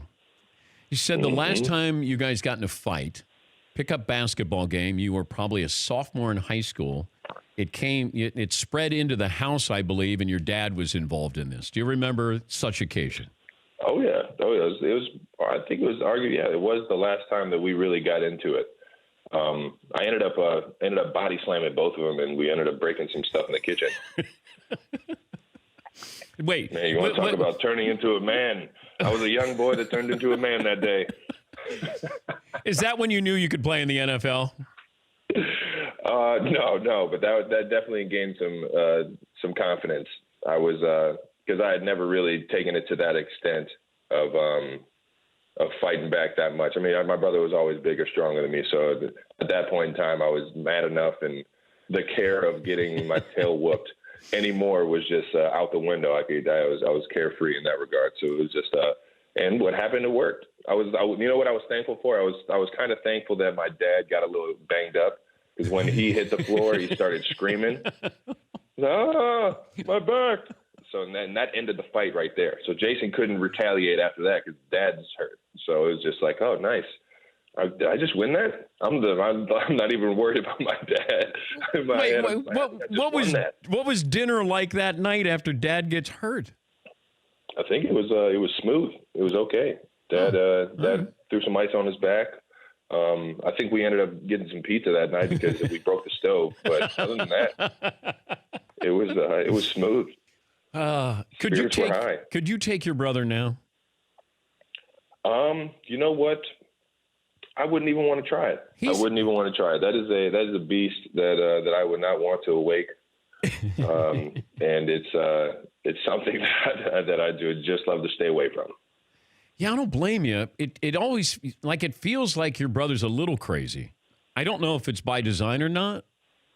Oh yeah, I kind of got the free hall pass when I got to high school because everybody knew that my brother was crazy. That he had a bit of a temper flare and a temper problem. So everybody knew not to mess with the Kelsey boys just because they see Jason flip out and nobody wants to be a part of that.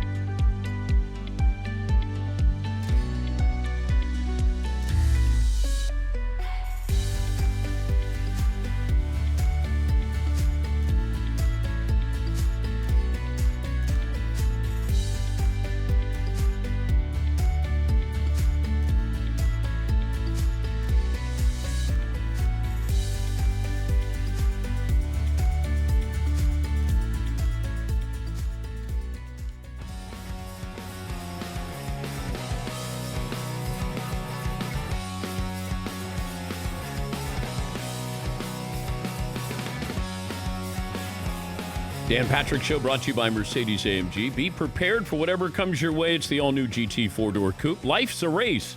Visit your local dealership for a test drive today. If you missed any of our interviews from the Mercedes-AMG Man Cave, go to the Dan Patrick Show app. Watch and listen from inside the Mercedes-AMG Man Cave. Mercedes-AMG driving performance.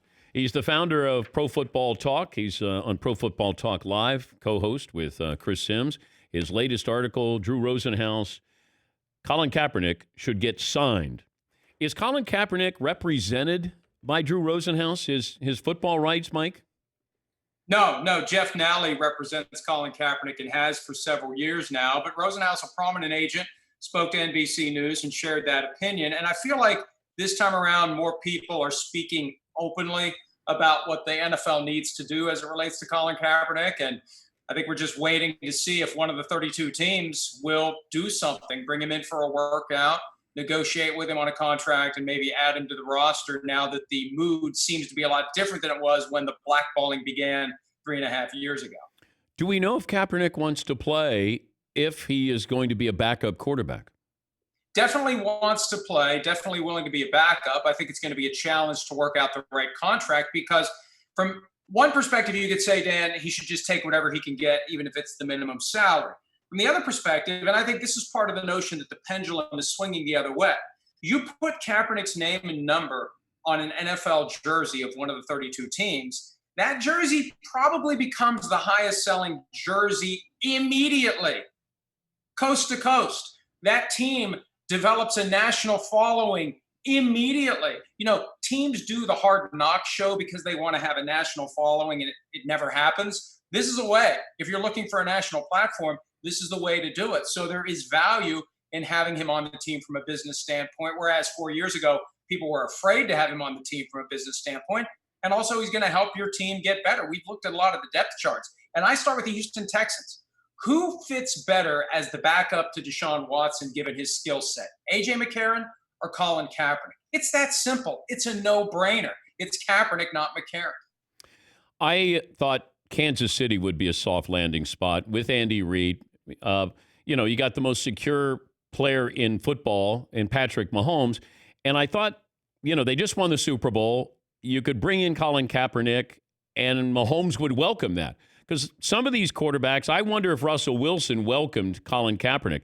I just don't know what to make of that Pete Carroll story, Mike, because why would a coach call Pete Carroll or somebody in the front office? Pete Carroll didn't spend much time with Colin Kaepernick. I'd be calling Jim Harbaugh or Greg Roman before I'd be calling Pete Carroll. Explain that to me. Well, and Jim Harbaugh has said publicly on the record, he's on PFT Live and said this a few years ago, Colin Kaepernick will help you win championships with an S, not one, but multiple. But he is a guy that people should be talking to. And the whole Seahawks thing is weird to me.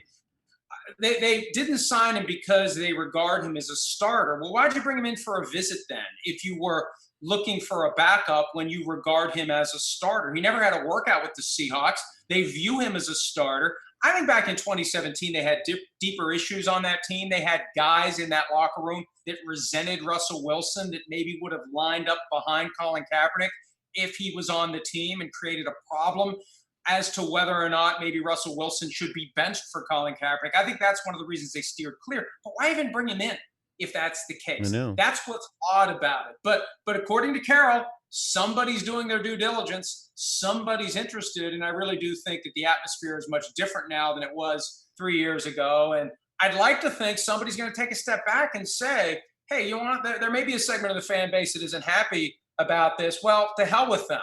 If they want to huff and puff, go ahead.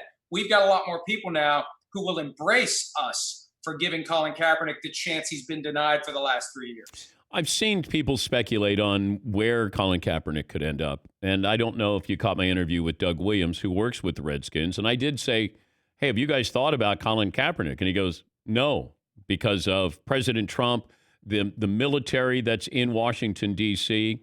And, now I get to your initiative where now we're looking at that nickname for, Washington's team.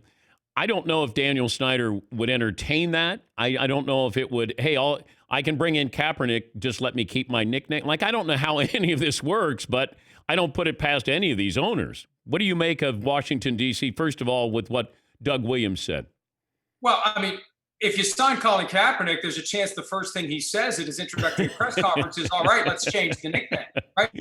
I've been waiting for somebody in that organization to stand up in this moment, Dan. If we are taking a stand against racism in all forms, if they are taking down the Christopher Columbus statue in Richmond, Virginia, where the team has its training camp, the conversation has expanded beyond racism against Black Americans, Native Americans who were shoved out of the way when the Europeans came over 500 plus years ago. Those Native Americans have a seat at this table too. And it's astounding to me. And we've been pushing this for a week and a half now.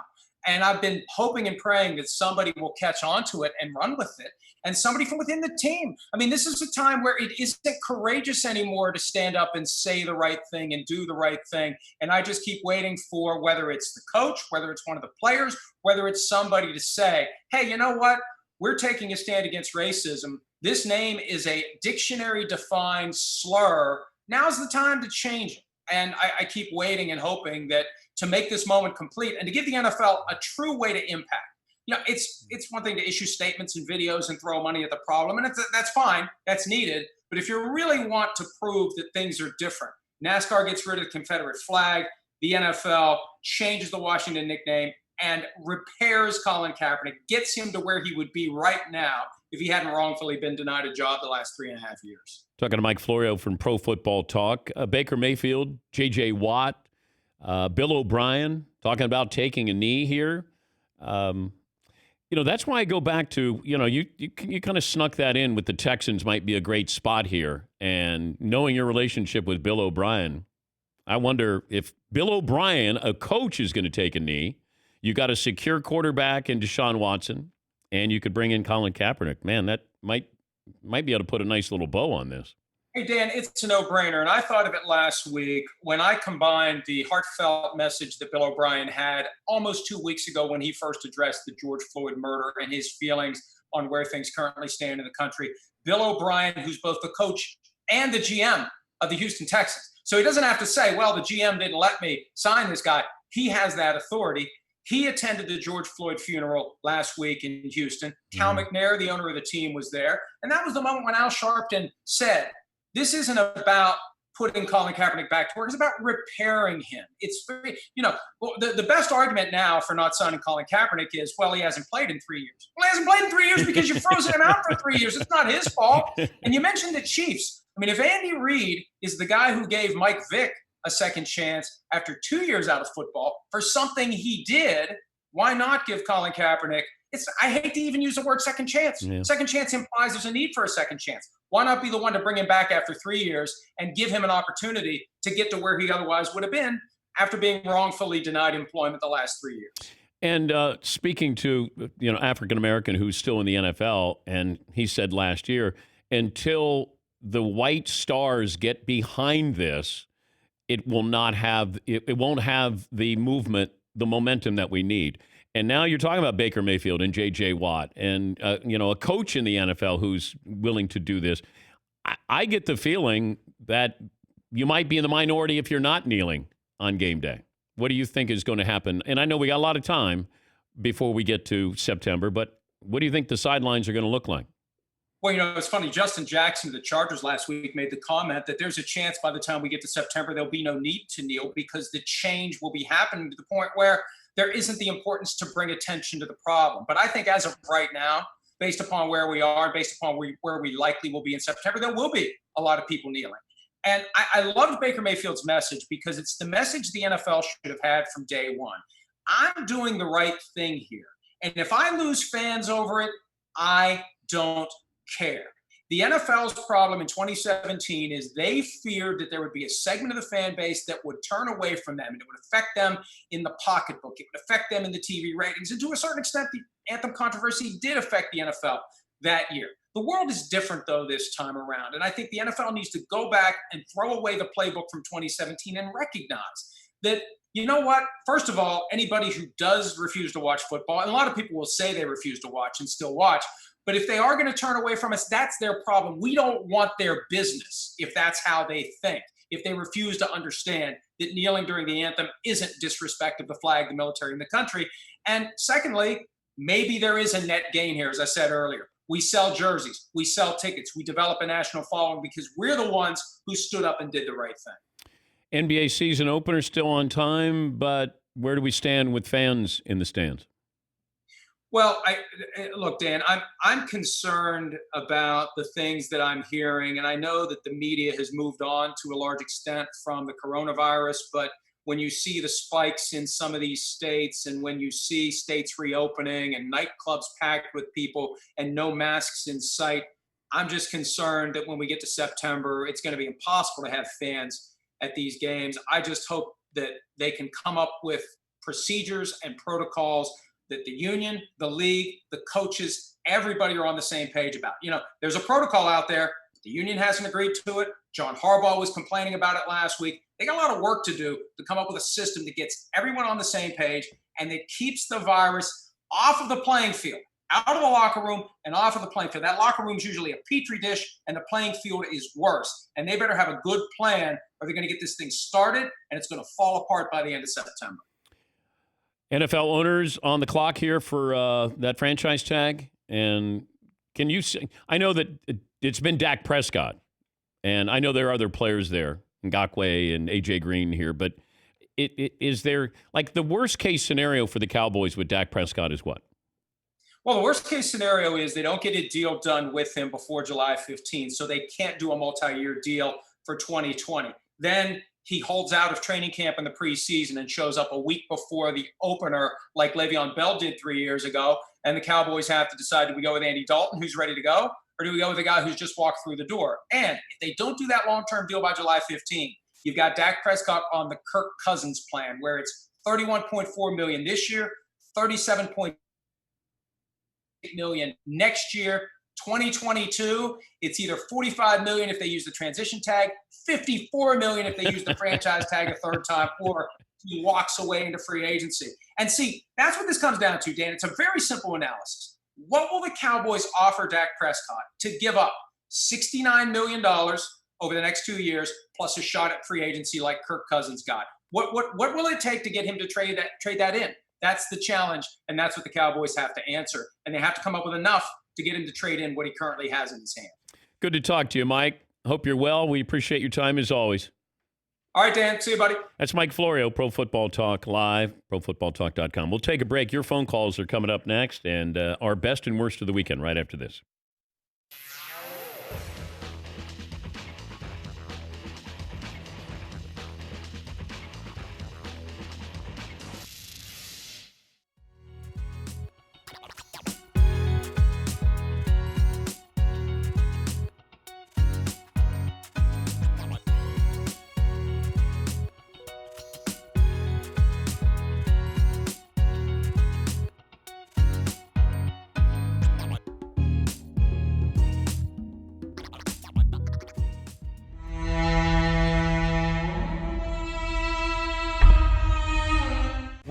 Were you a good shooter in high school? No, I did everything left. I scored. Coach Knight came to see me. I had 30 at half. I had 49 in the game. Then he came to the state finals, and I had 35, maybe 33. And then I get to college, and it's all. Okay. What we got? Where's your spot? Right here. Right there. Autofill. All right. Excuse me. Right there. That's McLovin right there. Yeah. We'll move it over a little bit. Whap. Whap. 56 years old, boys. 56 years old, fat and bald. Get in there. Yeah. McLovin has it. Look at this. Yeah. I gotta slow down. Uh-oh, back iron. Here we go. Oh! Yeah. Oh, he's hooking. He's hooking. But you never got to shoot at Indiana. You got a great shot. Oh, you sit in, you got an offer. Uwe. Why would you want to go to Indiana and play in that? I loved it. I loved every minute of it. I loved every daggone, I did. Create Dan's college career. Why did you pass into a superior shooter? There you go. Yeah, here. No, this is what you need. Here's my college career, tight into the middle. How about when you guarded Jordan? Tell us how you stopped You're Michael Jordan. I'll be Jordan. You're Jordan. Okay. I'm me. Okay.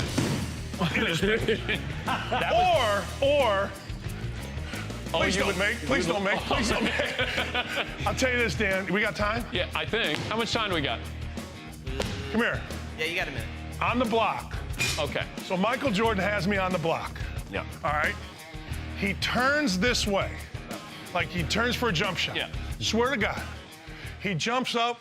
I look up. This is, swear to God, true. He's way, and I thought during the shot, Kareem Abdul-Jabbar can't block this shot. Like I'm thinking that when he's shooting. In the moment. Like in the moment. So he gets you on the blocks. And he missed. He keeps going up. And I'm you like, come down. I'm not even jumping.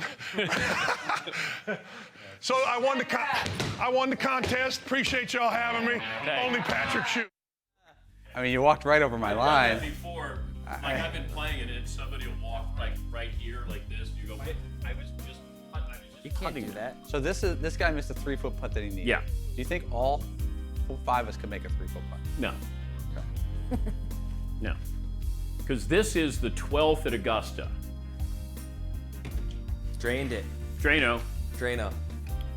I'm gonna put it about there. Is that too long or too short? That looks good. Looks like it's a straight in putt. It looks like it. A little uphill? It looks like it's a straight in putt.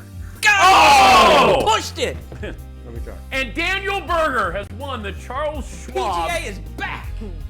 I shorten that up a little bit too. Oh! The nerves. The nerves.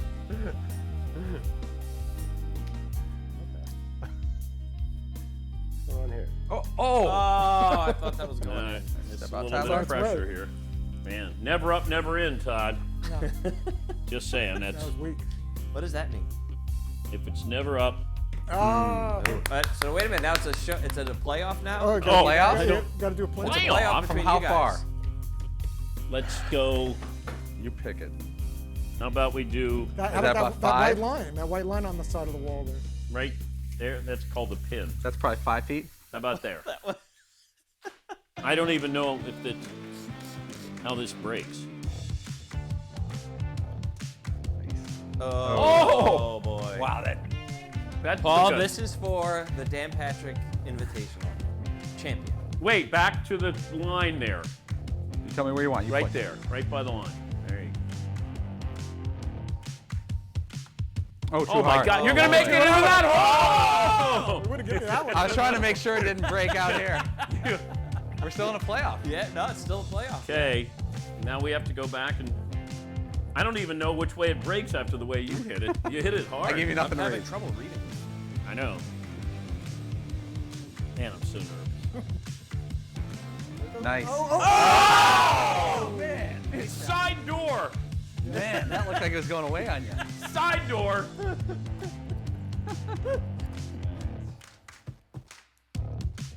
Oh. Oh boy! This is gonna spill into another look in. Where we go? Second playoff. Gotta do that.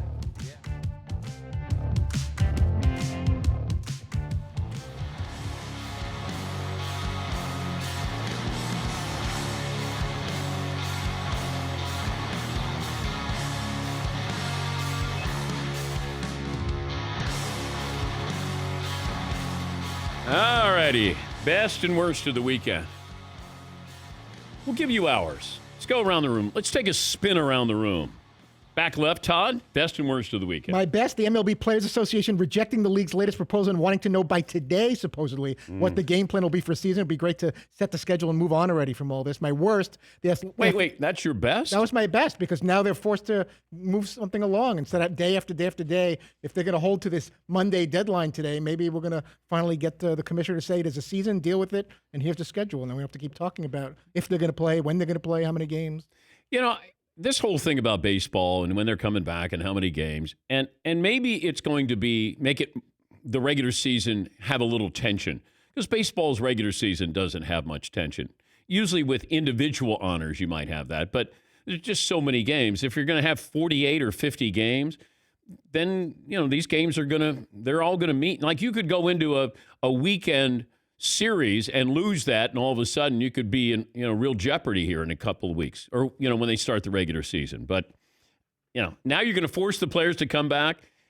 I can't imagine that next negotiating session that they have after next season, because it's not going to go well at all. The players will not forget this. Yes, Fritzy. My worst of the weekend, the Athletic Shams Charania reporting the NBA Players Association of the belief no fans will be permitted to attend games during the entire 2020-21 season. The thought that they could even have this kind of conversation now, that we wouldn't be able to go to any NBA games all next year, is a little disheartening. Yeah, see, I hate when we get so far down the road with this, because we've done that with all of our sports where we say this date, and then it's going to be this date. Now we're saying no fans in the stands coming up next season. College football is bringing fans back in Texas. I don't know where we're going to be in 3 months, 6 months, 3 weeks. Yes, McLovin, best and worst. Best, obviously, my favorite golfer of all time, Daniel Berger, coming away with the win. Florida State grad. Don't even try it. Don't even try it. I had heard of him, though. Because don't okay. Even try. My other sort of best worst, watching the NASCAR news, guess who came in? Our guy Denny Hamlin won. Chase Elliott came in. Sorry, Paulie. Chase Elliott came in second. What is the deal with Chase Elliott? Is his car made with rocket fuel? That dude is second, first, or third, and he's like in the lead late every race. I never even heard of him until this year. He's in every race. That's all I'm saying. Seton O'Connor, best and worst. My best of the weekend was Italian soccer being back, actually. Juventus played on Friday, which is just one more step. Serie A. You keep checking off all of these leagues coming back, and it feels like there's actually progress, whereas here, when you're watching the NBA, it feels like there's been zero progress. And MLB, despite the storylines keep changing every day, it doesn't actually feel like on Monday we're any closer to games being played. Premiership comes back Wednesday? Is that 21st? I'm pretty sure it's this weekend. Yeah, this weekend. I think this Wednesday they're supposed to start it up. The 17th. I thought I saw a promo. Oh, yeah. Okay, yeah, that could be with Wednesday NBCSN, then. Right. with Rebecca Lowe talking about it coming back. All right, chaps. Yeah, that was my best of the weekend, but sort of my bestie worstish mixed together, because despite on Friday it felt like there was probably going to be more news here on Monday, I don't feel like we're actually any closer to games. Polyester. Best of the weekend, Denny Hamlin getting his 40th career win at Homestead. Not Homestead 40th, but his career win. And he got it at Homestead. Lots of weather delays with the NASCAR race. And I'm sitting there with my daughter as they're showing another delay. My daughter goes, she goes, why are there so many weather delays? I'm like, well, Miami, and there's lots of weather. And she goes, why don't they race it inside in a dome? And I was like, well, I think the exhaust would be bad for the fans in the stands. But I'm guessing there's no physical way. I think there's like some race out in Oklahoma, like Chili Bowl. They race indoors. But my guess is 43 cars in a dome would be bad for the people in the stands. Probably so. Probably. But I don't know that for 100%. Could be the right fans, maybe. Meaning actual circular fans, not... Carbon monoxide poisoning there. NASCAR in a dome, if it ever happens, my daughter came up with the idea. Will in Chicago joins us. Hi, Will. Hey, Dan. First time, long time. I have a best of the weekend for you. I graduated from law school on Sunday, and my wife put together an awesome weekend of socially distant virtual celebrations with some of our family and friends. I just wanted to thank you, the Danettes, and all the guys in the back for everything you guys do to put together the show 5 days a week. I listened on an almost daily basis during law school, and you guys certainly kept me sane, especially during that first year. Keep up the good work, guys, and Dan, I hope you never retire, man. Hey, Will, what kind of law are you going to practice? I'll be in litigation at a firm here in Chicago. All right. Well, if you pass the bar... No, when you pass the bar, if you would like to be our House legal counsel, pro bono, of course, we could have used you to go after Tom Brady with the Tampa Bay shirts there. But just saying, Will, if you want to put it on the resume that you were House counsel for the Dan Patrick Show, I mean, I'll leave that. You talk to your wife. Tell your wife you got a job. Absolutely. Done. You got it. All right. Well, good. Thank you, Will. That was easy. Making dreams come true. Yeah. McLovin was a paralegal. That's about as close as we've gotten. Yeah, you guys asked me some legal questions way above my pay grade. We kind of were file clerks. And my daughter just graduated environmental law. But it feels like when somebody graduates law school, you can ask them any question that has to do with the law. And my daughter will go, that's not my field of expertise. I'm doing environmental law. Hey, Grace, I was going to ask you about, and then she'll go, I don't know about that. Yeah, Paul. What is the worst job to have to be bothered by neighbors for free advice? Law degree, doctor, dentist? Car mechanic. Car mechanic. You know what? Electricians. I think Plumber? electricians are asked all the time, like, hey, I got the switch here. And it's not even asked for advice. It's can you do it? Yeah. Oh, really? Just free help. Just like straight up free help, I think. TJ in Texas. Hey, TJ, what do you have for me? Hey, Dan. Thanks for taking my call again. Sure. I just have a worst of the weekend, and it was that NASCAR Xfinity race on Saturday. Who was it? Noah Gragson had like a 10-second lead with a few laps to go. There was a spin out, and then he loses on the restart. It just doesn't seem fair. And I just want to give a quick shout out to my dad, Antonio in Phoenix. This is a way for me and him to bond and keep in communication. Appreciate it. Thank you, Dan. Awesome. Awesome. I said, awesome. I don't know where I came up with that accent. New word. That's awesome. Is it Friday? I don't. Where did I come up with awesome? The grill open? Instead of awesome. I smell a shirt. I tell you that. Awesome. I sense a T-shirt. Yeah. Is that who does Gig'em? Is that the Aggies? A&M, yeah. Yeah. Sort of like Awesome's a whole different cheer. The other one. Nice awesome. Awesome. Brad in North Carolina. Hi, Brad. What do you have for me today? Hey, what up, DP? Hey, Brad. Best of the weekend. We just finished up here in North Carolina the Big Rock Blue Marlin Tournament, one of the most prestigious, the oldest, biggest marlin tournaments in the world. And a boat pulled into port to fish the tournament called the Catch 23 out of Jupiter, Florida. And they fished the tournament, caught a fish, brought it to scales, and off the boat stepped the owner of the boat, one Michael James Jordan. So really cool to see him participating in our sport. Worst of the weekend, his 443-pound fish, unfortunately wasn't good enough to crack the top three, which pays out. I think the purse was $3.3 million. To give you an idea, the second place boat won $1.1 million. So high roller, but you can imagine with MJ's competitiveness, he probably wasn't too thrilled about that. Yeah, I saw that picture. And so I didn't know Jordan's a fisherman. And then, I mean, that's a really serious fisherman. Now, he had some help there.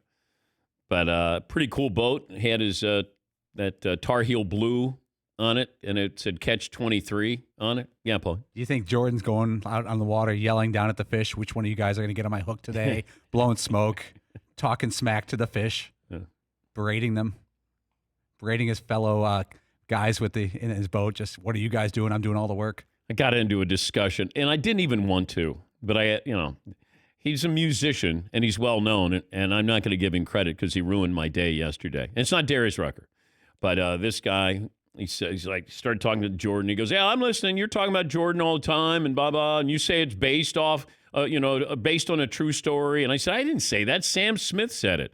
The thing about Isaiah and the Dream Team, and now you're saying he had air sickness, and I go, then I start... probably an hour I'm into this conversation. And I'm not going to let you play Guess That Musician. Who knew Vanilla Ice was that? Whoa! How'd you guess? Brad Paisley? Brad Paisley. Nope. Weekends, I'm off. Final hour coming up here. Dan and the Danettes, Dan Patrick Show.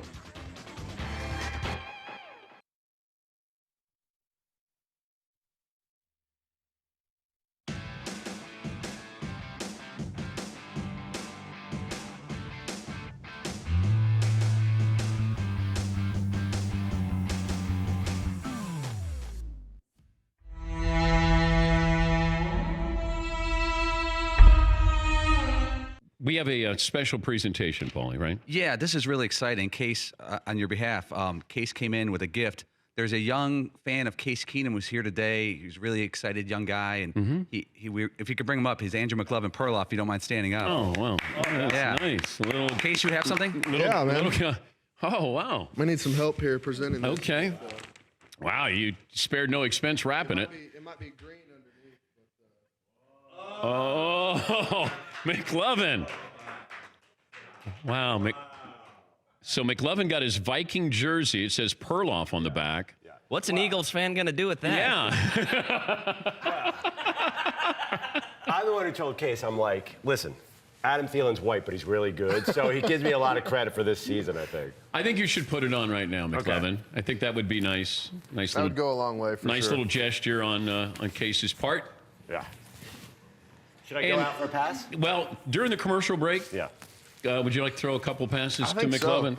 I think we once need that. again, Alex Smith, once they saw the arm strength, that he immediately got traded to Washington. And by the way, isn't Aaron Rodgers coming by later today? Yeah. How's he going to feel about this? That'll be great. It's great to see you, Case. And once again, congrats on a great year, and hopefully get an opportunity at someplace this next season. That ball's been used by now Dan Marino, Alex Smith. It's got Dan Marino lick moisture on it. Yeah, what is it with you guys licking your fingers? I don't know. It's just so dry here. Yeah, I do. I've gotten in a habit of doing it. It's you got to have the right. It's weird because you lick and then I wipe it off. So it's like the combination of How many those. feet is that? 9? How 8? That's about 6. That's about 7.5 feet. Okay, new contest. Is this round 3 of the playoffs? This is round 3, sudden death. Wow. Well, not sudden death because. Show me the way. Okay. It should be immediate death. Yeah. Whoever misses. Oh wow. Oh boy. Dang. I think your nerves got you there. I put on my turn signal there. I don't even know how to do this, Bennett. Dang.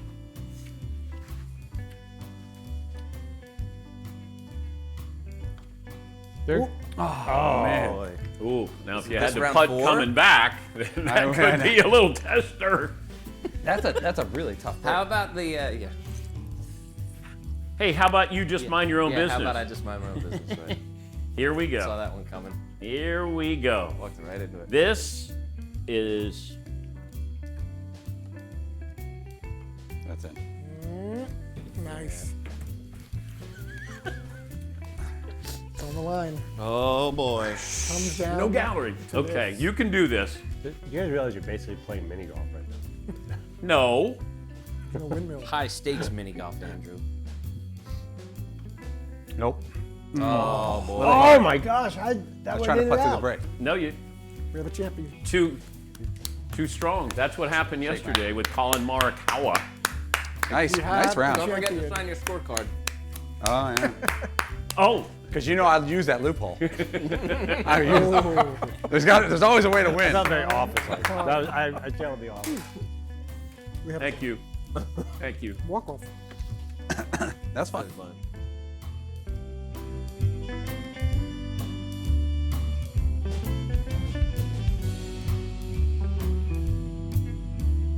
Because I do believe they could stop your heart if girl. they hit you in the chest. Hey, Pen. Here we go. Come on. Let's go get a cookie. Let's get a cookie. Come on. Come on. Let's go. Sit. Hi. Good to see you. Can I have that one? Can I have that one? Can I have that one? Okay. Here you go. Good girl, right? Good girl. Yes. And that's it. See you later.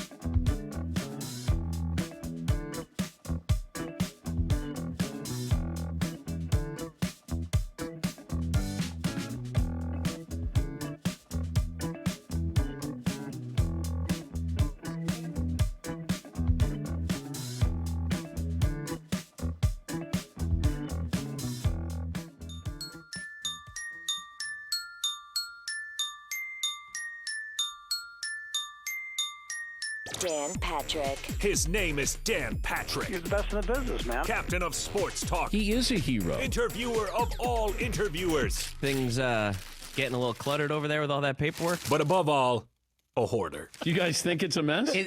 Your desk looks like, you know, when you go in the grocery store and they have 70 oranges in a pile, and if you take one orange out, the whole thing is going to fall. Just saw this article. The Knicks' approval rating among NBA players is reportedly at rock bottom after releasing a late bland statement about racism. I don't mean to be a buzzkill to Brian Windhorst, but Brian, free agents were coming to the Knicks prior to this. Kevin Durant said that playing for the Knicks is not cool. Broadcasting from the Mercedes Man Cave, this is Dan Patrick. Final hour on this Monday, Dan and the Danettes, Dan Patrick Show. Your phone calls, always welcome. So are your tweets, emails, best and worst of the weekend. We just had somebody was on hold for about 45 minutes, and Chad in Fargo, North Dakota, and then he hung up. I didn't know why he hung up or he wasn't there, and he said, he just emailed me, Dan, sorry, I was making my wife's lunch when you surprised me by taking my call. I tried to get off mute, but ended up hanging up on you. Being husband of the year is a tough job. However, it is paying off. She recognized you when we were watching The Last Dance. My worst of the weekend was watching bowling. Not that bowling is bad, but that's why baseball will have an audience when it returns, because nothing else will be on. And, of course, the worst of my week is hanging up on the Dan Patrick Show. That's Chad in Fargo joining us on the program. We'll get to your phone calls coming up. You know, nothing says summer like those long, lazy afternoons watching a baseball game on a Sunday afternoon or Saturday afternoon. Maybe not this year, though. Not only have the baseball owners and commissioner and players engaged in this dysfunctional back and forth through the media. And, you know, they've squabbled. And while they have, other sports have been pushing the envelope here. They're pushing into baseball's prime window, and undoubtedly they'll steal some viewers here when they come back. You know, it's extraordinary times for all sports, and there seems to be a consistent issue with baseball. There's no trust. You know, when these owners say, hey, we don't make that much money, well, sell your team. Why would you own a team and you don't make any money? You do make money. We don't know how much money, but you make money.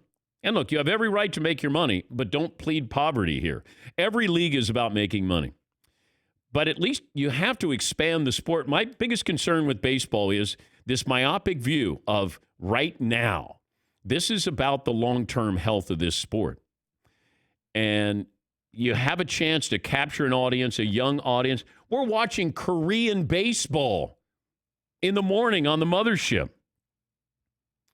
We have safety concerns. There's monetary concerns.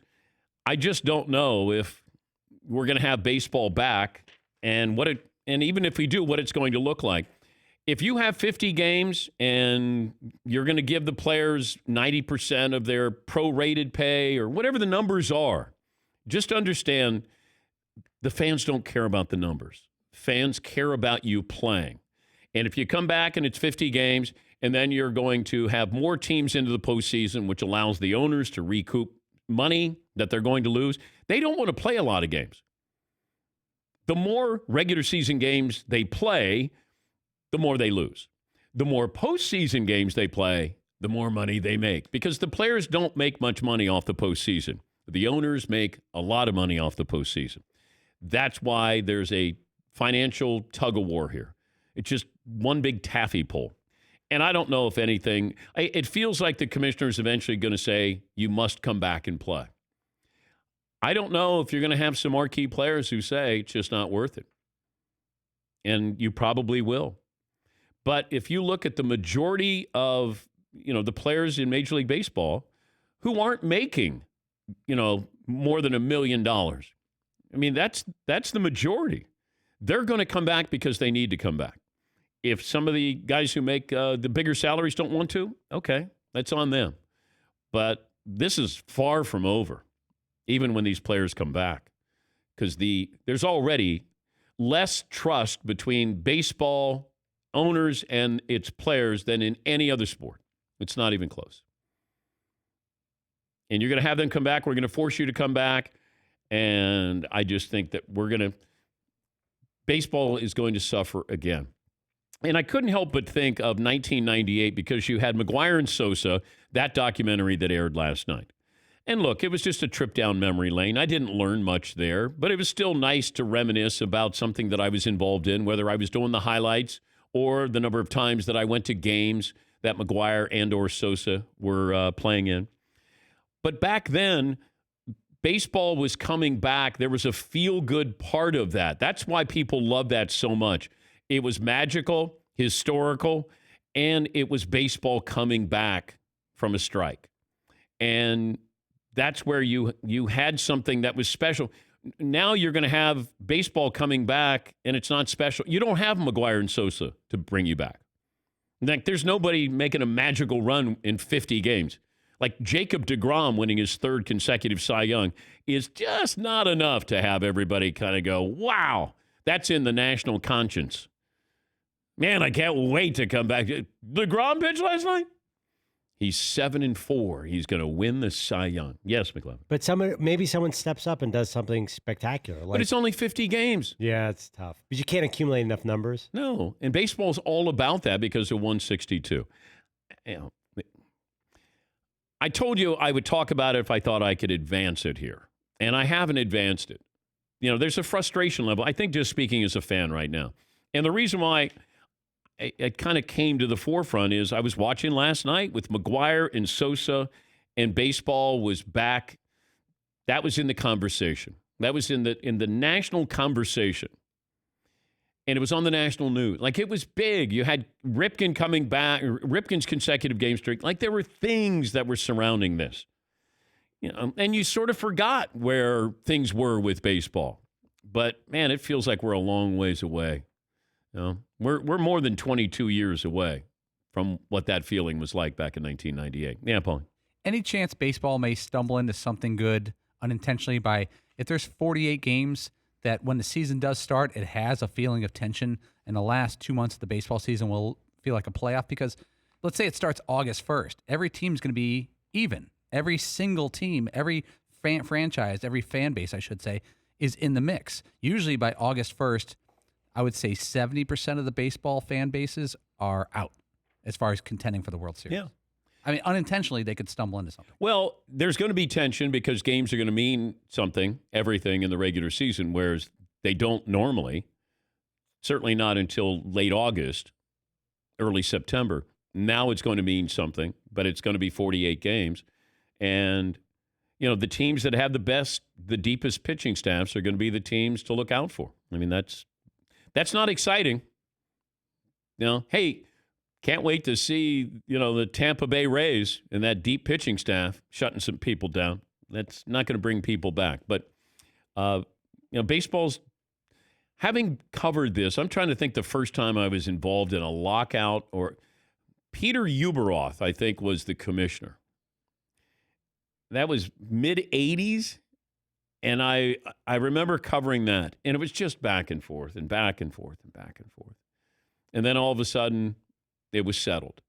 And, you know, I think the owners, you know, maybe the players, but the owners sort of take us for granted from the standpoint of they'll be back. They'll be back. Baseball's attendance has been declining. You know, after a while, you go, what am I doing? You know, is baseball evolving? There's other things to watch. Does baseball care about us? So I'm going to reinvest in them again, and that's the carrot that they dangle. But, you know, maybe something happens, and it's an interesting, magical season here with baseball, but I have my doubts. I don't know what's happening with the NBA either, because as I said this on Friday, I get the feeling, you know, sometimes if you say, hey, you got that dentist appointment, that, you know, you got to get wisdom teeth out. Man, it's 6 months down the road. You go, oh, okay, yeah, 6 months down the road. And then all of a sudden it's like 2 months, and you know, your wife says, hey, remember, you got to go to the dentist. Oh, yeah, I know, I got a couple of months. And then all of a sudden it's like a month away, and you go, oh my God, I gotta get my wisdom teeth out. It feels like the NBA players, commissioner, owners, hey, we're gonna all be quarantined in a bubble in Orlando. Yeah, it sounds great. Now all of a sudden these players going, wait. I can't leave the property And I'm going to be there how long? The longer I win, the longer I'm quarantined. And now it feels like, and that was before Kyrie Irving said, we shouldn't play basketball. We should use this moment, the moment we have here with Black Lives Matter. And this will take away from that. That was before Kyrie even said that. And I said this in the first 2 hours. I'll say it again because Kyrie will probably look at the messenger and not the message he's sending. And you got to be fair to the message that he's sending and what he's saying and why he's saying it. And if his goal is just to say, let's show how powerful we are, united we are, and we're not going to play basketball. That's how serious this is. I mean, I understand it. I'd love to have them come back, but this isn't about just my entertainment here. There's more at stake here. I think sometimes we'll shoot the messenger without listening to the message. And certainly listening to Kyrie Irving and Dwight Howard, C.J. McCollum, these are some of the players who put their name behind this. Let me get a couple of phone calls in here. McLevin, we staying with the poll question? I think we should switch it up. Was there too little steroids in the McGwire-Sosa doc? And 90% said yes. Do you want to do that, maybe the college football one? Would you be comfortable sending your kid to play college football? I know that's they're going to, Ohio State is going to have their players sign a waiver. But I think all of these schools are going to do that, to sign a waiver. And it's not just Ohio State. But it's not a legally binding waiver. I think it's just to say, let's make sure we take care of each other here. So when you're not here, make sure you're not putting yourself at risk and bringing, the potential for the coronavirus. What else do you have? Well, I was shocked, by the way, that how many college football players are coming back and testing positive. It seems like every program. Well, this isn't magically going away. I know that we flatten the curve. Hey, New York is a whole lot better. It's open for business. Yes, it is. But some of the other states that didn't have any of, the hot spots with the pandemic. And if you go about your regular life, now you're starting to see where if you're socializing, you're not wearing masks, like this, it's going to happen. We said it was going to happen. And some of these states where we thought, the SEC, you're going to be able to play football. Well, you have some of these states that have hot spots in it, and you got players who have tested positive. We're going to have more of this. And that's why when Texas says, the governor says, we're open for business, we're going to have maybe 50% capacity in our stadiums. You don't know that. We don't know that. You can hope that you're going to have that, but you don't know that. It doesn't just go, hey, football season's coming up, there's no more virus. It's not going to work that way. Same with the NFL. But that feeling of we're open for business is still a dangerous proposition. Because look at 17 states, I believe, had jumps in COVID-19 cases. I believe 17 over the weekend. Where some of the bigger cities, some of, New York certainly, and having been in New York recently, just driving through, it might be open for business, but there's no business there. And people aren't out necessarily. But you get people going to the beach, it just feels like, we're pushing it. We want it to happen, but I don't know. I got my doubts, man. Got my doubts. Yeah, McLovin. Kind of a related side poll question that maybe we can relate to. If you were an NBA media member and I think you said about possible 3-month quarantine to go cover it, would you want to go down to Orlando to cover the NBA season and playoffs? No. Unless you said I had access, but I can't imagine, they're going to test the players every other day is what I'm told. I don't know. As a member of the media, do you get tested every other day? Is that going to be the case? How much? I don't know. How available are you? That's what I would want to know. Am I getting something that somebody else is not going to get? And is somebody else going to be getting something that I'm not going to get? That would be what I would be interested in. But I'd get tired of Disney World in about 4 days. Yes, Eden. Yeah, I mean, it might be really appealing to some types of journalists, this type of quarantine lockdown. It's such a unique thing to have happen that you might not ever get to experience again. I would imagine some journalists would want that experience, that unique story that they could provide. But if they're not available to me, all it is I'm in a bubble. I can't leave, and I get to watch games in a high school gymnasium. And we can see those on TV. I just don't know what you're getting when you're there and how available these players are going to be. That might be, determined by just personal relationships, right? Yeah. I mean, there might not be huge press conferences, but if you have relationships built up with players or teams or, different personnel, maybe. Is this year a 30 for 30? What sport would be the 30 for 30? Or if you were going to do a 30 for 30 on this year in the world of sports, what would be the center point of the 30 for 30? Rudy Gobert. That's the first scene. Rudy Gobert. The night he tests positive, when you started that night, I think it was a Wednesday, the 13th or something. Yeah. When we started that night, there was a text saying, a tweet saying that the start of the Oklahoma City Thunder game had been delayed. Nobody knows why. Then they said the trainers are running around screaming at people to get off the court. And then the PA announcer announces on live TV right before Van Pelt's show. ESPN put it live. We have to send everyone home. No one's in danger. Please drive carefully. And that's when everything started. Yeah, that was a Wednesday. The moment that was just as crazy, if not maybe even crazier, was watching the start of the Big East tournament. Because they were the only ones that were still going. And it was like, even the players, I remember Miles Powell from Seton Hall tweeting out, so I guess we're doing this, huh? Or something along those lines. Like, so we're the only ones? And they actually started playing the game, and we're sitting here watching it saying, what in the hell is wrong with them? I know. And you have to shut this down. Why are they doing this? It was a noon start. We got done with the show, and then I looked up and I go, what are they doing? What are they doing? That was crazy. And then they stopped at halftime. I think Tim Brando was on the call. Was it St. John's and Seton Hall? That's right. And I think Brando was kind of saying, what are we doing here? And that was one of those crazy moments there.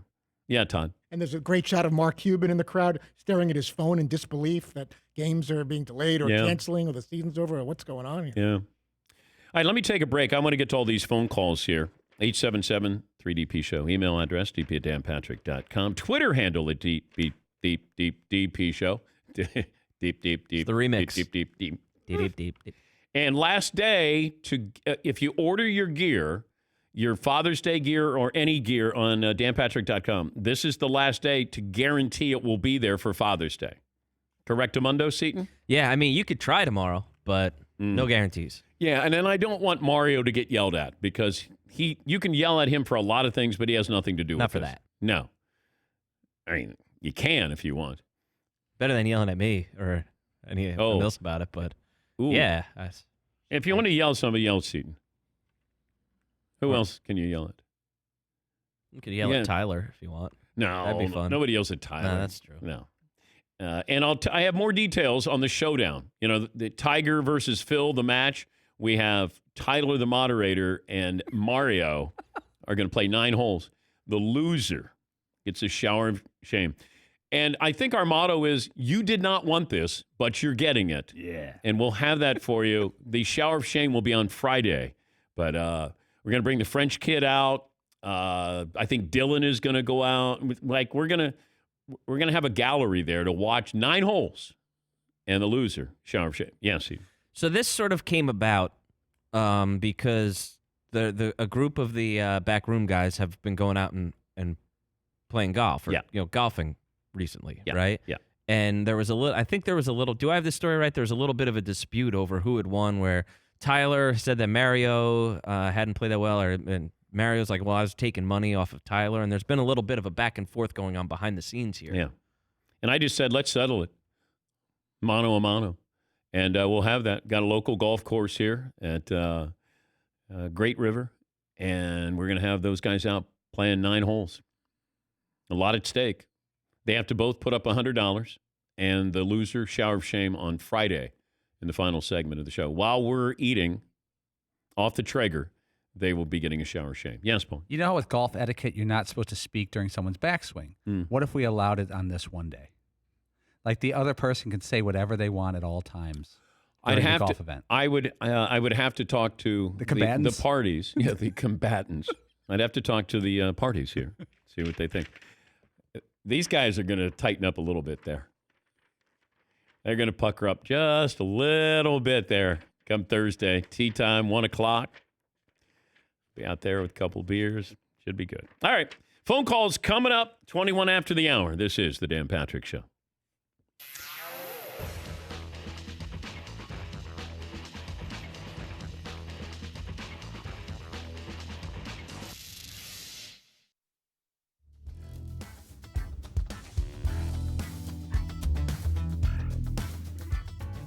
Father's Day can be tough, but I've got a couple of tips for you to make it go a little smoother. Tip number 1, to let them know what you want for Father's Day, you need to put it right in front of their noses. What is this? Who put this on my desk?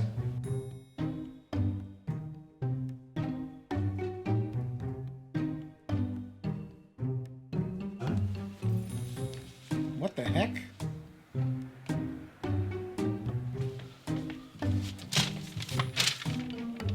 Oh, those the Cabela's Father's Day catalogs. That look, there's a lot of nice things in there, I think. Oh, there's no need to be subtle here. Celebrate Father's Day by shopping in-store or online to make sure you find the perfect gift for Dad.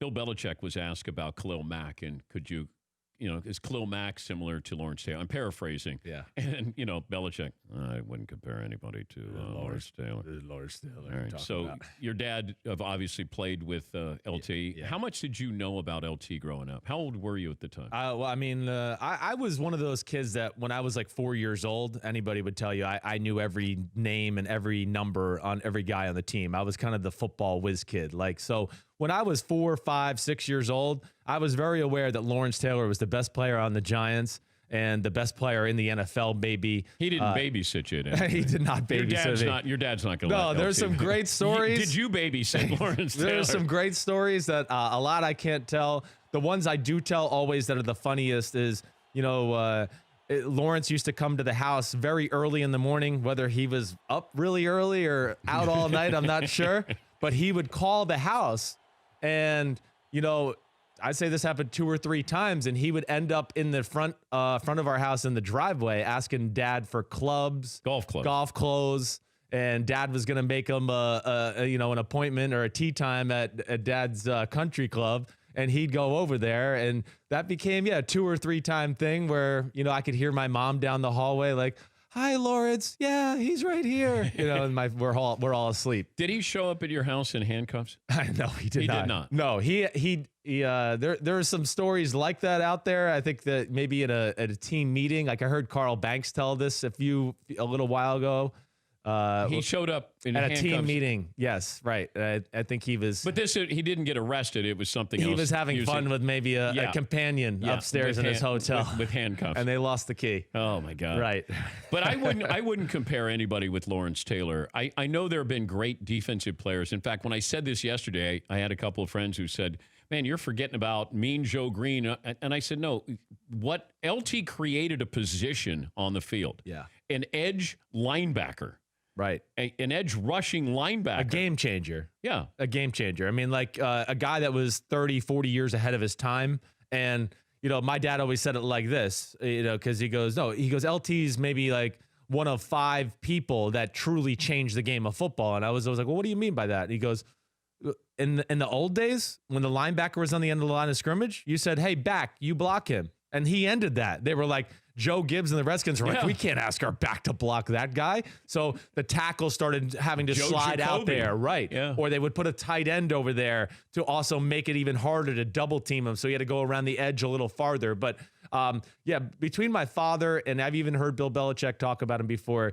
I mean, Lawrence is one of the freakiest athletes in the history of football. He was 6'3", 254 pounds. Dad saw him run a 4.5 on grass and cleats. So I think you talk about that. He also wasn't necessarily like a made-up athlete. That's another thing Dad says. You see Khalil Mack and them, they're lifting weights. And like Dad would say, he did the opposite of working out. I mean, he didn't work out. He was just a naturally 6'3", 255-pound guy who had incredible speed and power.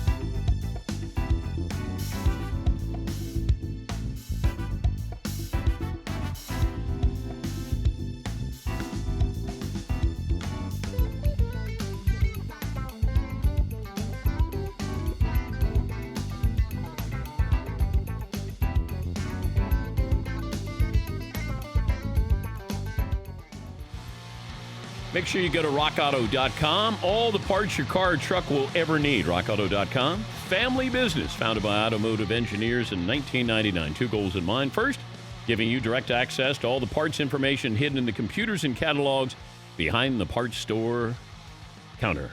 And second, they make these prices reliably low. RockAuto.com. Choose the part brands, prices, features you want anytime, 24/7. RockAuto.com. A lot of the parts you might have been told, hey, dealer only, are no longer available. Parts delivered right to your home or office. Don't waste time and money hunting for parts, phoning, driving, and waiting in lines. Go to rockauto.com today. Make sure you tell them that we sent you. Write Dan Patrick in the How Did You Hear About Us box so they know we sent you all the parts your car or truck will ever need at rockauto.com. All right. Oh, St. John's in Creighton was the game that was stopped at halftime at Big East. Man, that was March 12th. It seems like an eternity. I don't even know what day of I don't even know the date today. Like there are times when I go, I don't, my wife will say, make sure you have this on your calendar. And then she'll tell me a day and I'll go, when is that? And she'll go, well, that'll be in 4 days. And I go, okay, I have no idea. Yeah, Paul. Have you guys caught yourself turning on TV and seeing sports and assuming it's taped and it's live? I turned on some boxing on Thursday. I was like, oh, well, this doesn't look that old. And it was a live boxing event. It was Joe Tessitore and a bunch of guys. I had no idea. Some phone calls here, best and worst of the weekend. Win in North Carolina. Hi, Win. Thanks for holding. What do you have for me? Hi, Dan. You have an awesome show. Thank you, Win. Thank you. Yes, sir. Yeah, so I got 2 bests and a humble suggestion for a guest. So my 2 bests are Greg Popovich was interviewed by Maureen Dad for her column this weekend in the Times on current events, shall we say. Very interesting. The second best was Jim Nance going to commercial break during the tournament this weekend, and a Geico logo pops up on the screen, and he says, "This tournament is brought to you by Allstate." Oops, sorry, Geico. That was great, man. And then my humble suggestion for a guest: you've turned millions of people on to Bosch. Great series. Get Titus Welliver on as a guest if you can, sir. I think we tried to. Thank you, Win. I think we reached out to Titus. And you promoted that show more than anybody. Oh, I know. People didn't even know it existed. Bob Odenkirk, Better Call Saul, I mentioned that. If he'd like to join us. But yeah, I stumbled upon Bosch, and I was like, oh, man, I'm good. I'm good with this. But yeah, Titus Welliver. And I think his parents are artists in the New Haven area. But yeah, I'd love to have him on. I love the show. Let me see. What do we have here? Alan in New Mexico. Hi, Alan. What do you have for me today? Hi, Dan. Love your show. Here's my thing. Colin Kaepernick to the Green Bay Packers. It'd be the best backup quarterback competition we've ever seen. Take the pressure off the coach for drafting a quarterback in the first round. I don't think that'll happen, but thank you, Alan. Yeah, I think they got enough quarterback drama there that you don't need to bring in Colin Kaepernick. Yeah, McLevin. I actually thought the Eagles would have been a strong contender if they didn't draft Jalen Hurts. Because Wentz is a big, physical, mobile guy, kind of. I don't know. Yeah, I saw a couple different landing spots. I don't know the website. Might have been Bleacher Report, but they were talking about Jacksonville as one. They were talking about Washington. And I was thinking, wait, we just had Doug Williams on who works there and former quarterback. And he said, no, that wouldn't happen because the president being in Washington, D.C., and the amount of military there in Washington, D.C., that wouldn't happen. I trust Florio here. Florio has a good relationship with Bill O'Brien. Bill O'Brien, coach and GM of the Texans. And he went to the funeral of George Floyd. He says he's going to kneel. And you already have a quarterback, Deshaun Watson, who knows he's your future. That, to me, makes a lot of sense. Now, I said Kansas City, but Texans, now I know where their coach stands and kneels. And you've got, Deshaun Watson has been, active. And I don't know, that one might have some legs. Yeah, McLevin. Have you heard anything on Cam Newton? You mentioned the Redskins and Jags, some Cam Newton teams. I have not. It's radio silent. Well, there's a video of him working out with Odell. And He looked amazing. Yeah, with his shirt off. I mean, I know. Not shorts. I know. I still thought San Diego would have been the great place for him, but they drafted Herbert. And I thought if you didn't draft him, if you were not necessarily sold on Herbert, if you didn't get Tua, and consolation prize was Justin Herbert, were you going to accept that and say, we're fine with that? Or if you say, look, we like Justin Herbert better than we do Tua. But if you wanted to bring in Colin Kaepernick or bring in Cam Newton, that to me would have been really interesting with that offense there. Really interesting. Yeah, Paul. I still wonder if Cam Newton could do better financially going to a network right now. Because if he's looking, if he's not going to get starting money and he's expecting high-end backup money, nobody wants a backup who's going to get a lot of attention. He may be better off calling up ESPN for a year. Yeah, but I don't know if he's good. Oh, they don't care when they hire people if they're good to be on TV. I'm not kidding. Most don't. If you have a lot of star power and charisma, if you told me the Monday Night Booth was, Steve Levy, Cam Newton, and Randy Moss, okay, that's an upgrade. I know I'm being speculative, but. Yeah, but being an analyst on a game, doing things in the moment live is completely different and far more challenging than being a studio analyst. And that's what I would do. They made the mistake with Jason Witten. To do that, you got to process everything. And I'm not saying Cam can't. I just don't know if he can. It's hard to do that. But if you put him in a table setting, or he's on Countdown, whatever those things are, whatever those shows are, that way he knows what he's going to be talking about. And now you can get ready to talk about that. When you watch a game, you got to be able to process it and go, okay, here's the reason why that happened or that didn't happen. And that's hard for any of these guys to do. That's why there's only a few that are really, really good at it. Alessandro in Oregon. Hopefully we got that right. You did, Dan. Good morning, Good morning. Danettes. First time, long time, 5'10", a pre-COVID 170. Thank you for that. Hey, first and foremost, just thank you all for everything you've done throughout COVID and through these trying times in the States. I think I speak for all of Chat Row when we say thank you so much. My worst of the weekend actually ties into Seton's, which does lead into a question, was my team Internazionale bowing out of Coppa Italia after a few months off. So my question is, I guess, more to Seton and Paulie. Sorry, Dan, but who are you guys' Serie A teams? Your Serie A teams, Seton. Juventus. Okay. Paulie? None of the above. I watch Serie A, but I don't really have a team. I've always been more of a Liverpool fan. Oh, Liverpool. Finally, we're going to win. Premiership. Finally. Premiership. Ryan in South Dakota. Hi, Ryan. Morning, Dan. Good morning, Ryan. Best of the weekend was seeing Bryson DeChambeau at the Colonial, looking like a beer league softball player with a 5.5-degree driver and just swinging out of his shoes. That was a treat to watch. I think a lot of us related to him over the weekend quite a bit, and he was in contention, which was kind of cool. Yep. And worst of the weekend is just the baseball. Man, at this point, I don't even want him to come back. I don't want to watch. Settle it over the summer. We'll see you next year. All right. Well, thank you, Ryan. Bryson DeChambeau looked like he, came out of training camp for a football team. He was New Jack City, and he was piping it. He had a couple of drives. I think one was 360 yards. And you start looking at him, you're going, he's a beast. Like, we think Brooks Koepka's a big dude. DeChambeau showed up, and I went, wow. That he looks like he was a football player. Yeah, Paul. He put on 20 pounds. This is what they reported during the golf tournament. 20 pounds in 12 weeks of muscle.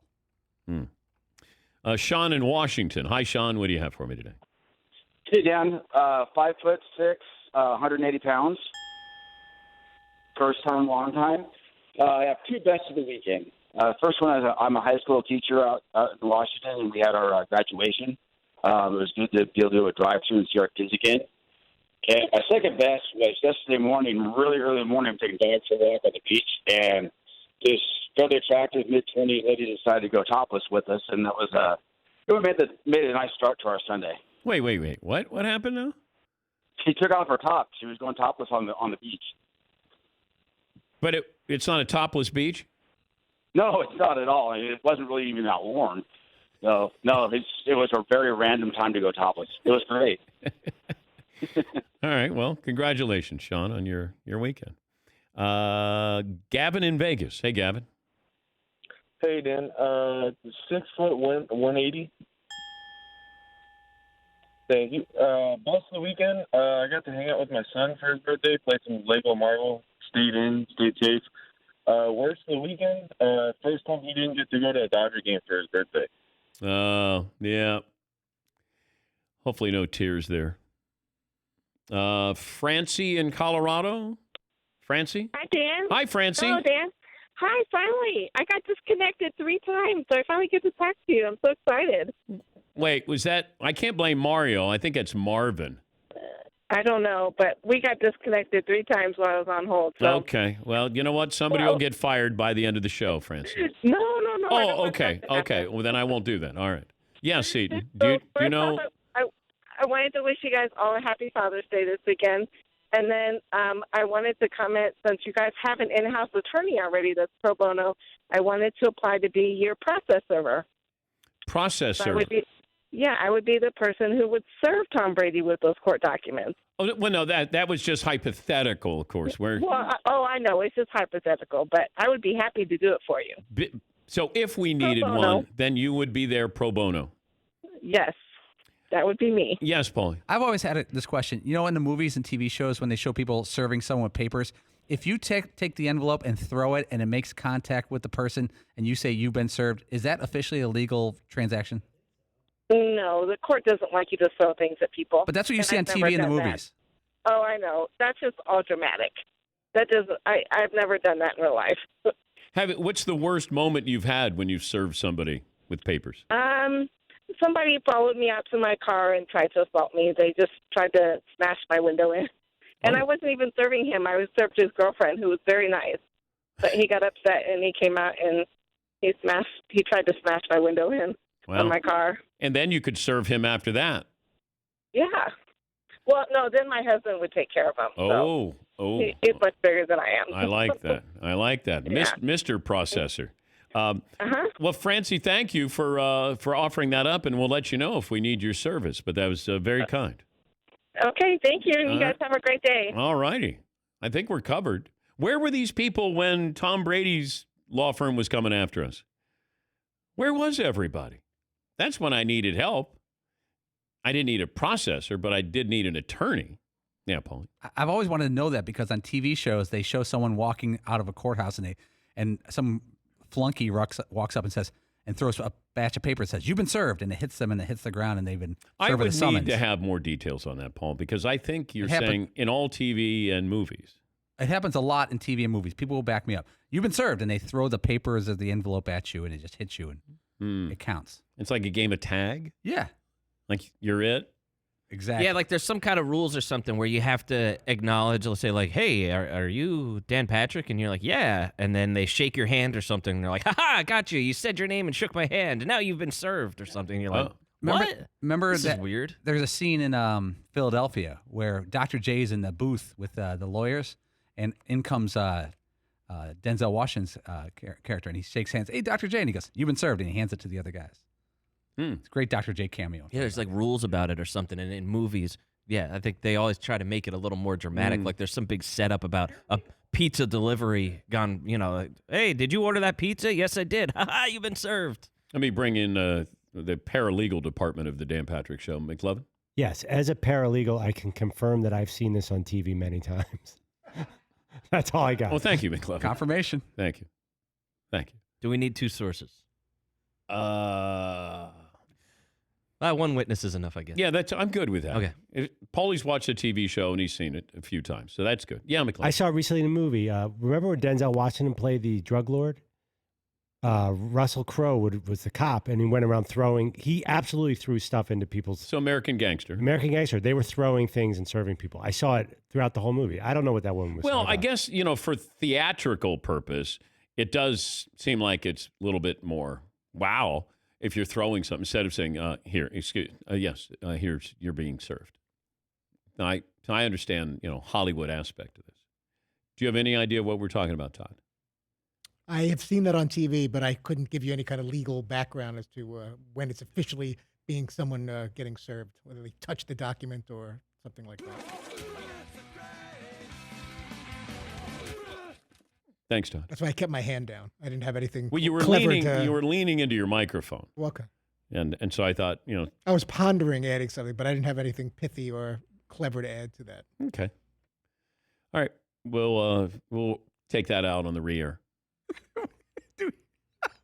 Take a break here. Last call for phone calls on this best and worst Monday. Back after this.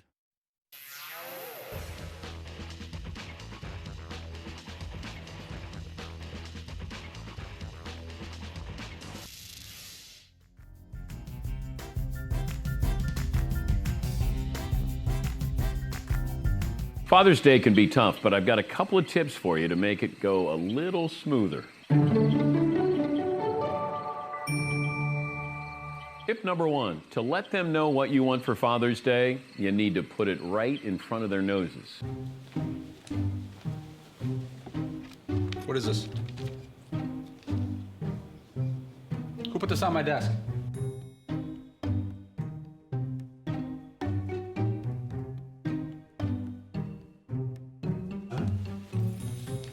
What the heck?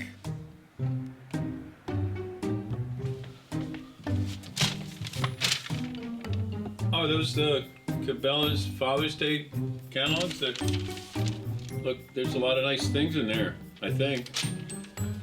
Oh, there's no need to be subtle here. Celebrate Father's Day by shopping in-store or online to make sure you find the perfect gift for Dad.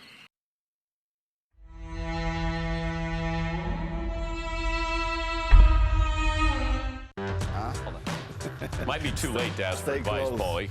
Stay close. So it's always a problem for a first-time pitcher. I've never played organized baseball or even disorganized baseball before. Really? So any advice for my pitching motion? How's my stand? You're all right. Okay. Ready?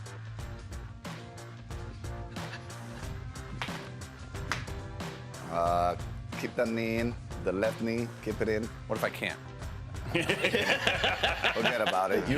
You wouldn't be a hard thrower either. Okay. Well, the motion. Yeah. Yeah. Okay. He'd be Jamie Moyer, like Jamie Moyer. Probably less. Oh my goodness. Is it possible to throw less than Jamie Moyer? Okay, I got a guy on first. Drew for a long time though. Buck? That's a buck?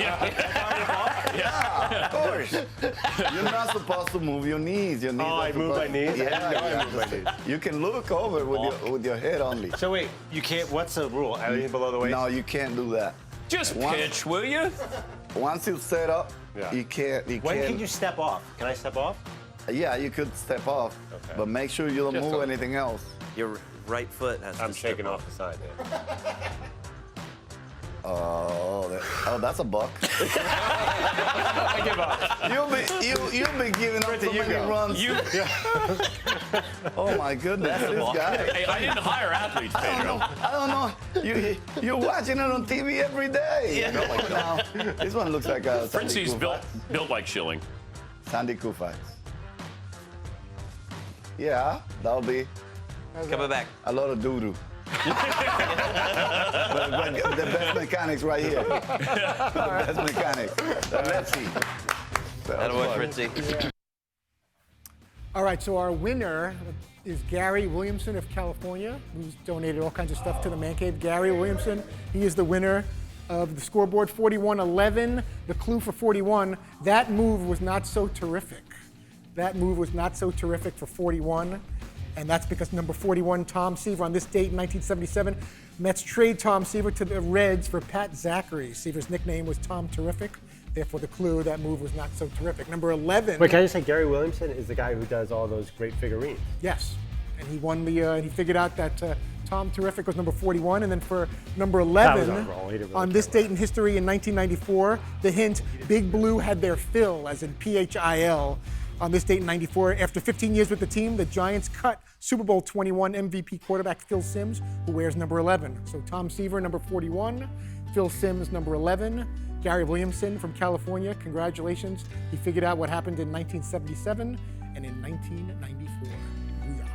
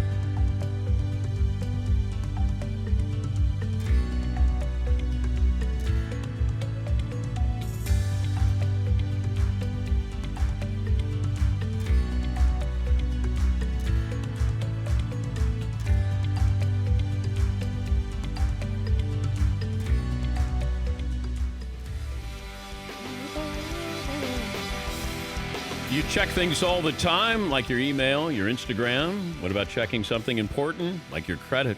Discover makes it quick and easy. Best of all, it is free. Discover's now offering FICO credit scores. That's the score used by 90% of top lenders. You get it for free, even if you're not a customer. Checking your score won't hurt your credit. Check each month for changes. The Discover Credit Scorecard, free for everyone. Learn more at discover.com/credit scorecard. Limitations do apply. Gibbs in Virginia joins us. Hi, Gibbs. How are you today? What's going on, Dan? How are you? Good, good. What's on your mind? I had a best in the best until that fella from Carolina called and misspoke, calling him Jeffrey James Jordan as a double Tar Heel. His name is Michael Jeffrey Jordan. Get it right. Stay in your lane. My best of the weekend was I had a buddy, one of my law school classmates, come into Virginia Beach, and we absolutely crushed the drum on Friday night in the Chesapeake Bay, followed up by skeet shooting on Saturday morning, and then a little golf to wrap up the weekend in the afternoon. And I have a quick story, if you have time, Dan, about how you actually got me into law school. Oh, sure. Fire away, Gibbs. Yeah. So I was working here in Virginia Beach for a local NFL agent and was calling into your show pretty regularly, calling into the local show as well. And they asked, well, is this the same Gibbs in Virginia Beach that called the Dan Patrick Show? I said, you're sure right? Yep. They gave me a job producing the radio show, put that on my resume, ended up applying to law school at UNC. And the admissions counselor looked at it and said, wow, avid DP show listener and radio producer in the next week. What do you do now, Gibbs? I'm in-house counsel for a construction company in Chesapeake, Virginia. Awesome. Well, thanks for the phone call, Gibbs. We appreciate you listening. Yes, McLovin. It's what all young lawyers dream about doing someday. Be an in-house counsel for construction. That's terrible. Wow. No, I mean, it's just like, it's not exactly like Atticus Finch, you know?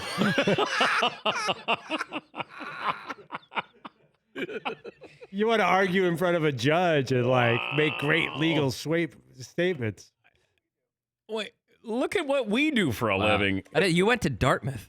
You guys have been on that kick lately that I'm a failure because I went to Dartmouth and I'm here. Lately. Not lately. Yeah. You should be running like the Fed right now. Yeah, I know. I screwed up. It was years ago. I screwed up. All I know is the back row went to two of the best places in the country to go to school, NYU and Dartmouth. Here we are in the same building. And here you are with Dayton, Southern Illinois, and West Virginia. Yes, Paul. McLovin said it before. He has the coolest job of anyone he went to college with, but some of the people he went to college with have jobs that are like in a different stratosphere, but they're jealous of his job. Never said that. And Yes, that's you not have. true. There's no one jealous of my job at Dartmouth. You don't think so? I don't know. Actually, yeah, they all lost their jobs. My particular class got gutted in 2008, and all that was all us. Oh, the financial crisis? Yeah, that was us. That was all my classmates. Congratulations. Yes, Todd. I have a number of doctor and lawyer friends that it's like, so you get to talk sports for 3 hours a day, every day. That's what you do. That's what they do. That's how they unwind from their stressful days, is talking sports. And this is what we do as our job. So they definitely would switch. Not exactly Atticus Finch. It's a good line. Andrew still remains one of the great, sneakiest trash talkers That's a I've good ever one. met. He's like a polite assassin. Oh, the Brooke Lopez was sneaky. That was stealth. Would you say that he majored in poetry at Stanford? Yeah, he said he was a poetry major, so that's more like a hobby or something. Is that a major or a hobby? That was right before you convinced him to completely transform his game. I know. That was a wild interview. No, we had him on right before the All-Star game, and I said, would you shoot a 3 in the All-Star game for us? And he did. Jeff in Detroit is back with us. Hi, Jeff. Hey, Dan, what up, though? Hey. One time chat. Had a pretty good weekend. I'm not going to give you my worst. My best was just enjoying the weather. Went to a barbecue that lasted for about 2 days straight, man. You guys were talking about process serving. I used to do that, and I used to get served as a police officer. So basically what it is that once you obtain the person's name and you can identify and verify that that's that particular person, you tell them this is a warrant or a show cause, or you have to come before the judge, blah, blah, blah, circuit court. And once you identify that person, you can then just write down that he has been served, whether he takes the paper or not. Oh, all right. Well, thank you, Jeff. I've learned far more about processing than I care to, but I learned about bourbon today, processing. Let me learn about history, this day in sports history, Paul. I got one good one. 1949, baseball player Eddie Waitkus from Philadelphia was seriously injured when a female fan entered his room and shot him. He survived, but that was the basis for the movie The Natural. Yeah. That's it. There's more, but you guys hit them already. Wow. 1995, O.J. Simpson. O.J. Is it Simpson. Friday or Monday? Wow, a little shot there. Dang-a-lang. All right. It's the people who are working back on this day in sports history. They're the ones that mad, not me. I'm just a presenter. Okay. What about O.J.? He tried on the gloves during the trial this day in 1995. Hello, Dan. That's a win. Hello, Twitter world. Someone say my name? Sports history. Hello, Twitter world. Paul, I Hello, love that. Twitter world. More It's me in O sports history. and OJ. Hello, Twitter world. Fritzy, what did you learn on today's program? I learned that Scene doesn't really need to see what the other Danettes are cooking over the weekend. He's got other things he'd rather be looking at or doing. Yeah, he didn't want to see Paulie's cooking, what he was cooking. If Todd had sent a picture of his food, we'd be doing 3 straight months on that Thank picture. There would be a pixel by pixel breakdown of why Todd sent this picture. Todd has to make a meal to send a picture of That's a meal true. that he made. McLovin, what did you learn? I learned all about Chris Mannix's kitchen today. Yeah. Seton, what did you learn? Chris Mannix has a nice kitchen. Never been used. Paulie? First Atticus Finch mentioned on this show in history, I think. What we learned brought to you by Raycon wireless earbuds. It's the way to go. Get 15% off your Raycon order at buyraycon.com/Patrick. That's buyraycon.com/Patrick. A lot of fun being back. Thanks for your participation. Going to do it again tomorrow. Talk to you then.